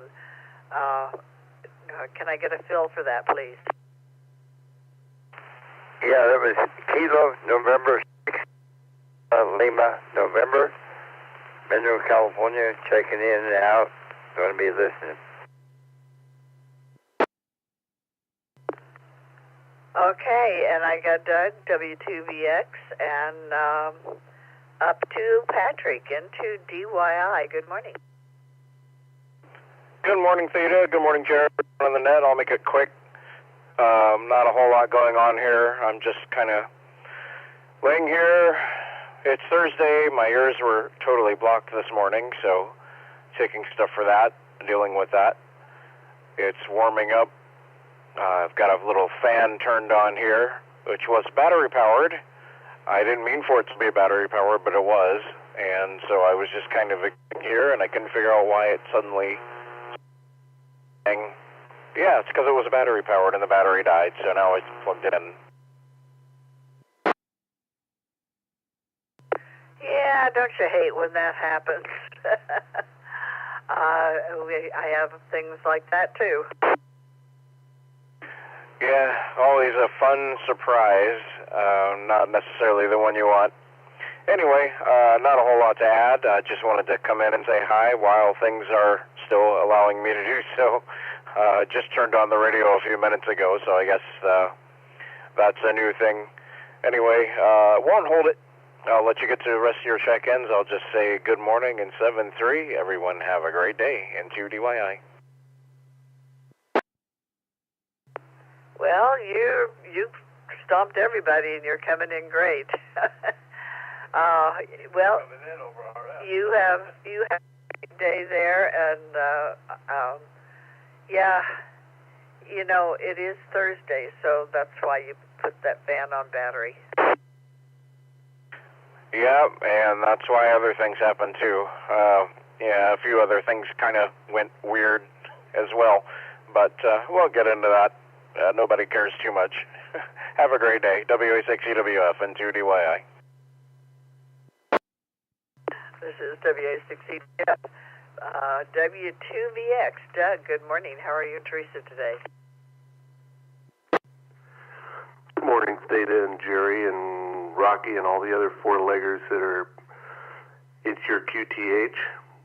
Everything's going well. I got up a little bit early this morning while it was cool and did a few things in the yard and pressure washed the solar panels on the top of the house, because if I get a good return on the solar panels, it'll cost me $0 for electricity this year. Right now I got about $1,000 in arrears, and so you know, March, April, and May are huge production times for electricity.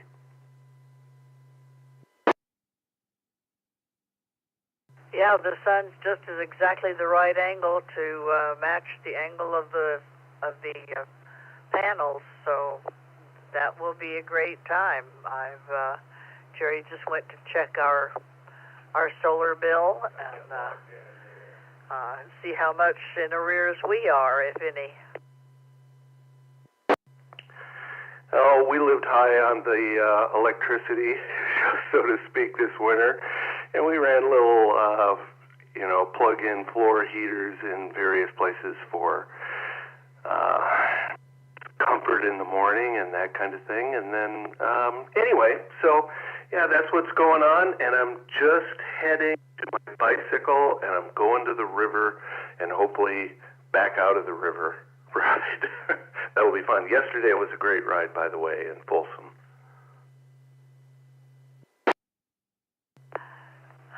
Yeah, we were comfortable over the winter too, but we're looking into the summer. We'll dip into the negative solar return then, because we'll be running positive solar return, but we'll be running the air conditioners. We had so many years where we were on time of use billing, and man, Gerry turned off everything at, I think it was 1 o'clock, and there's the only thing running would be the refrigerator, and it would be so hot. And I remember having a Girl Scout meeting there, and all the little girls we were down in the lower area, basically a walkout basement, and those little kids just plastered as flat as they could get on that cool concrete floor. So yes, it's nice to have air conditioning. We can just enjoy it now, and the heck with how much it costs. That's the right attitude. My neighbor saw me putting up the panels, and he said, what are you paying for electricity? And I said, actually, nothing other than the cost of the infrastructure and occasionally going up and cleaning them off. And he says, I'd like to look into that. So I designed him a system, and then I wanted to talk to him about it, and he said, why is this so? And I said, well, actually, it's not really that important to me now that you bring it up. If you want to do it, it's up to you, baby. Now he's going, oh, it's so nice to have air conditioning in the summer. And more than that, his wife says, it's really nice to have air conditioning in the summer. And that's the most important thing. Roger that. Anyway, I'm going to put on my helmet and my gloves, and I'm out of here. I hope everybody, including the people that are listening and the people that aren't, I hope everybody has a safe and pleasant day. W2VX, Theta, back to you. I'm clear. Well, you have a great ride. Ride carefully, and enjoy the morning. Yeah, that's going to be a really nice ride for you. It's 60 degrees here, so probably a degree or two less up where you are. Perfect for a bike ride. You have a great time. This is W6EWF for the Coffee Break Net, KN6NUF. Joshua, good morning. Good morning, and Gerry. Hope you guys are having a wonderful day. It sure is beautiful. Got some nice cool breeze going through the birds and the computers are beeping, so I got to work. Won't keep it too long. It's great to hear your. Not sure if we'll make it out to the Hamfest this weekend. My youngest has her T-ball pictures and game on Saturday, so we have to stay focused on that. But we'll try to see if I can get the kids up early in the morning, get them out there before the baseball stuff. Everyone have a wonderful day. 73 KN6NUF.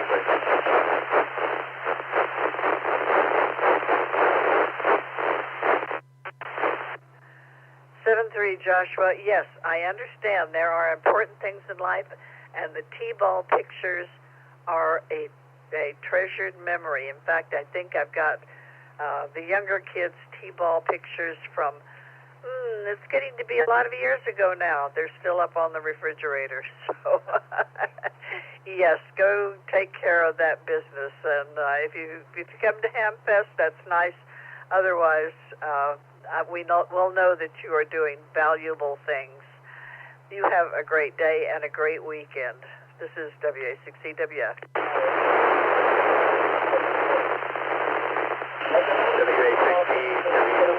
KN6NUF. Everyone have a wonderful day.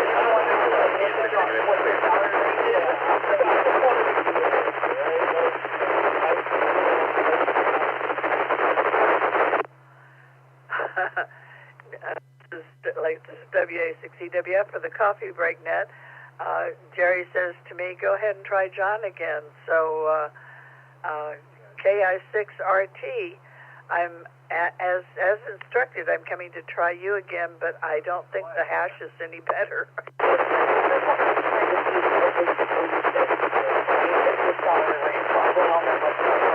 is AI6US.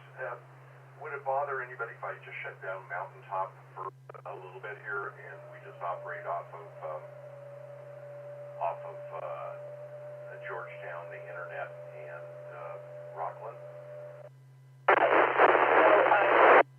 Okay, I think that was you, Brian. Your audio is almost non-existent. You're going to turn Mountaintop off, and we're going to just use the other two. Is that right?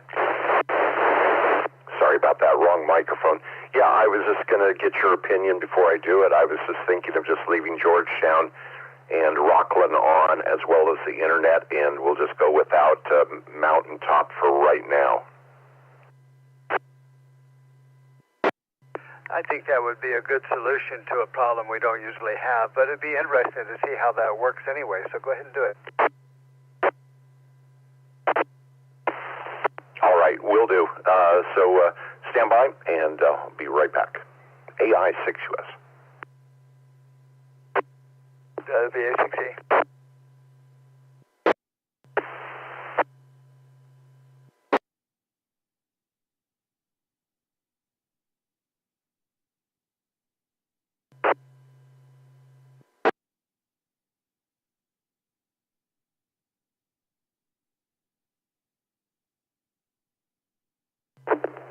Okay, Gerry, AI6US, Mountaintop is off, and I'll be monitoring it for activity. AI6US. Okay, very good. Yeah, I can see Mountaintop is gone, but I'm getting into the other two just fine. Very good. Well, it's almost net conclusion time, but it'll be interesting to see how this works. We need to know, as a practical matter, how it's working out. So back to Theta. This is WA6E.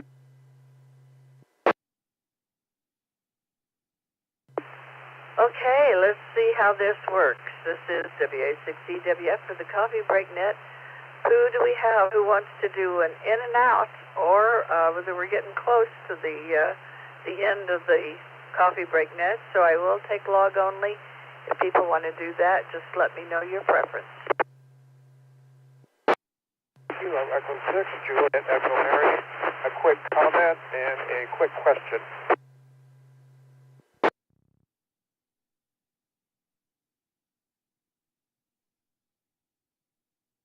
Okay, Juliet Echo, would you please give us a fill for your call? Kilo Echo 6, Juliet Echo Mary. Okay, Kilo Echo 6, Juliet Echo Mary, we got you. What is your question? Yeah, a quick comment first. I was listening earlier, I think it was N5DOJ in Tahlequah, Oklahoma. And I just wanted to say I've been there. I stayed with a family for a week back in 1973 with a 4-H family friend. And the Cherokee Nation is there. And it's a wonderful place. So the question that I had was, I'm looking at getting a nano VNE, and I understand the N connector version is probably the one I want to look at, but I'm having real trouble figuring out where to get it. There's a lot of nano VNEs out there on the market, and most of them use the smaller connector, and I don't want to get the wrong one. So I was wondering if there's possible a vendor that might be selling that at the Hamfest or not. AI6US. Thank you, Brian. Go ahead. Yep, unless you find one used at the Hamfest, probably not, but if you would like, I can give you the ASIN. I have bought probably 5 of the N-type connectors as drawing gifts for club events, so if that'd be helpful, they've lasted well for the folks who have bought them. Yeah, sounds great. Looking forward to attending my first ever Hamfest, and I'll see you there, Brian. Kilo Echo 6, Juliet Echo Mary, out.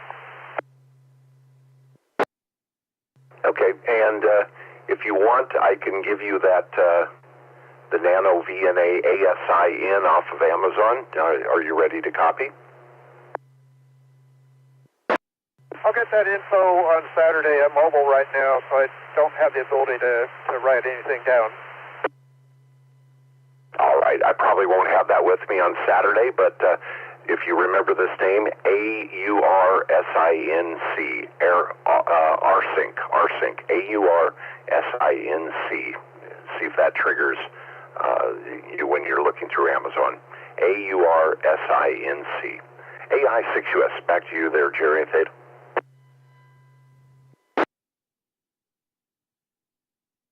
Okay, very good. John, you have anything else for the net? Brian, I'll email you. I sent you that waffle recipe yesterday, so go ahead and try that. But yeah, I'll email you as a reminder about the Nano DNA info, and looking forward to meeting a lot of people on Saturday. Kilo Echo 6, Juliet Echo Mary, out.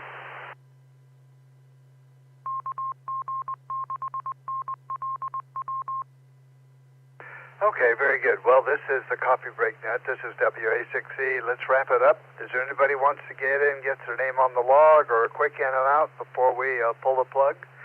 If so, come now. K6GBZ for the log only. KQ4SDX, log only. WB7 UKX, log only. Whiskey Bravo 7, Uniform Kilo X-ray, log only. November 9, Romeo Echo Sierra, log only. KI6TC. W1ATB for the log. Good morning. Kilo Delta 6, Hotel Oscar November for log, thanks.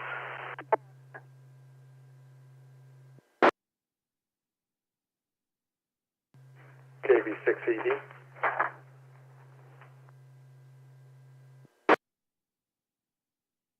Alpha India 6, Uniform Sierra for the log. Good morning.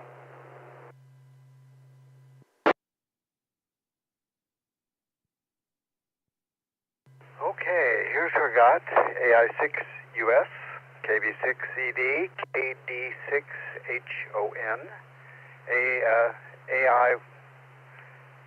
AIW1ATB, I can't read my own writing, KI6TC, N9RES, W6EK KQ4SDX, don't wander away, Kathy, I have a question for you, K6GBZ, and KE6G, never mind. Did I miss anybody, or is there somebody else who wants to get on the list?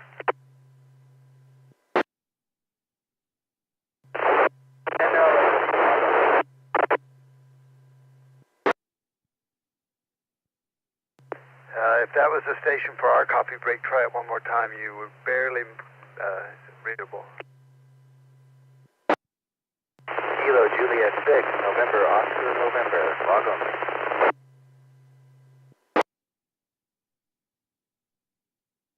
Okay, Kilowatt Juliet 6, November, Oscar, November. Is that correct?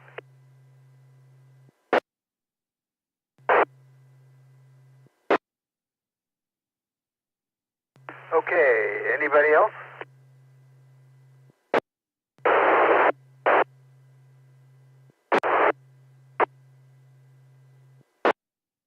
Yeah, that last station, try it one more time.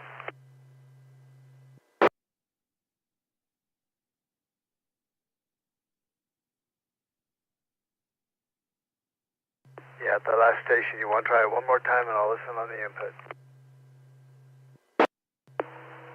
Whiskey Hotel 7, Papa Victor. Good morning for the log.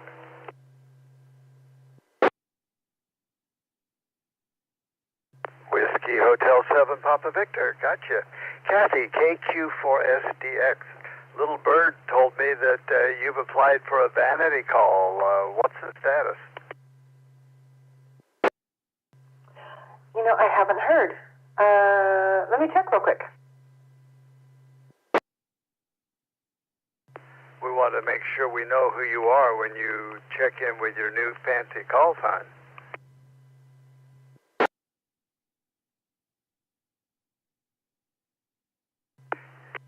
Yeah, it still doesn't look like it's issued yet.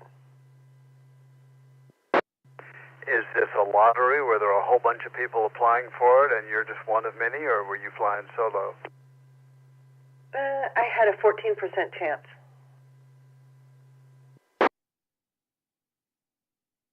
Oh, well, you never know. Every now and then I read in the newspaper about people winning the lottery, so lightning strikes.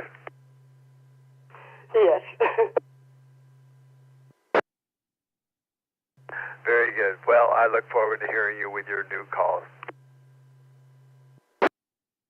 Hopefully, crossing my fingers.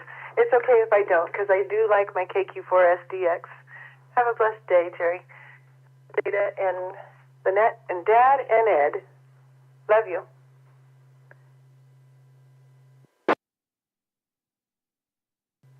Love you back. Okay, guys, I'm going to pull the plug on this. Is there anybody else wants to get in at the very last second for the log only? Now's your time. KI6LOP. Gerry, I'll bookend it for you, N6EKV.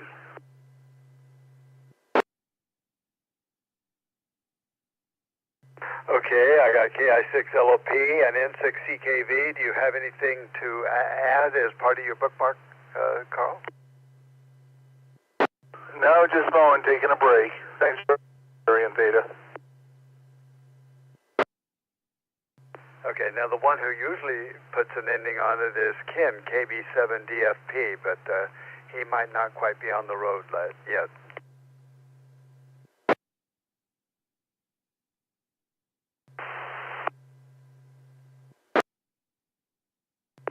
Don't hear him.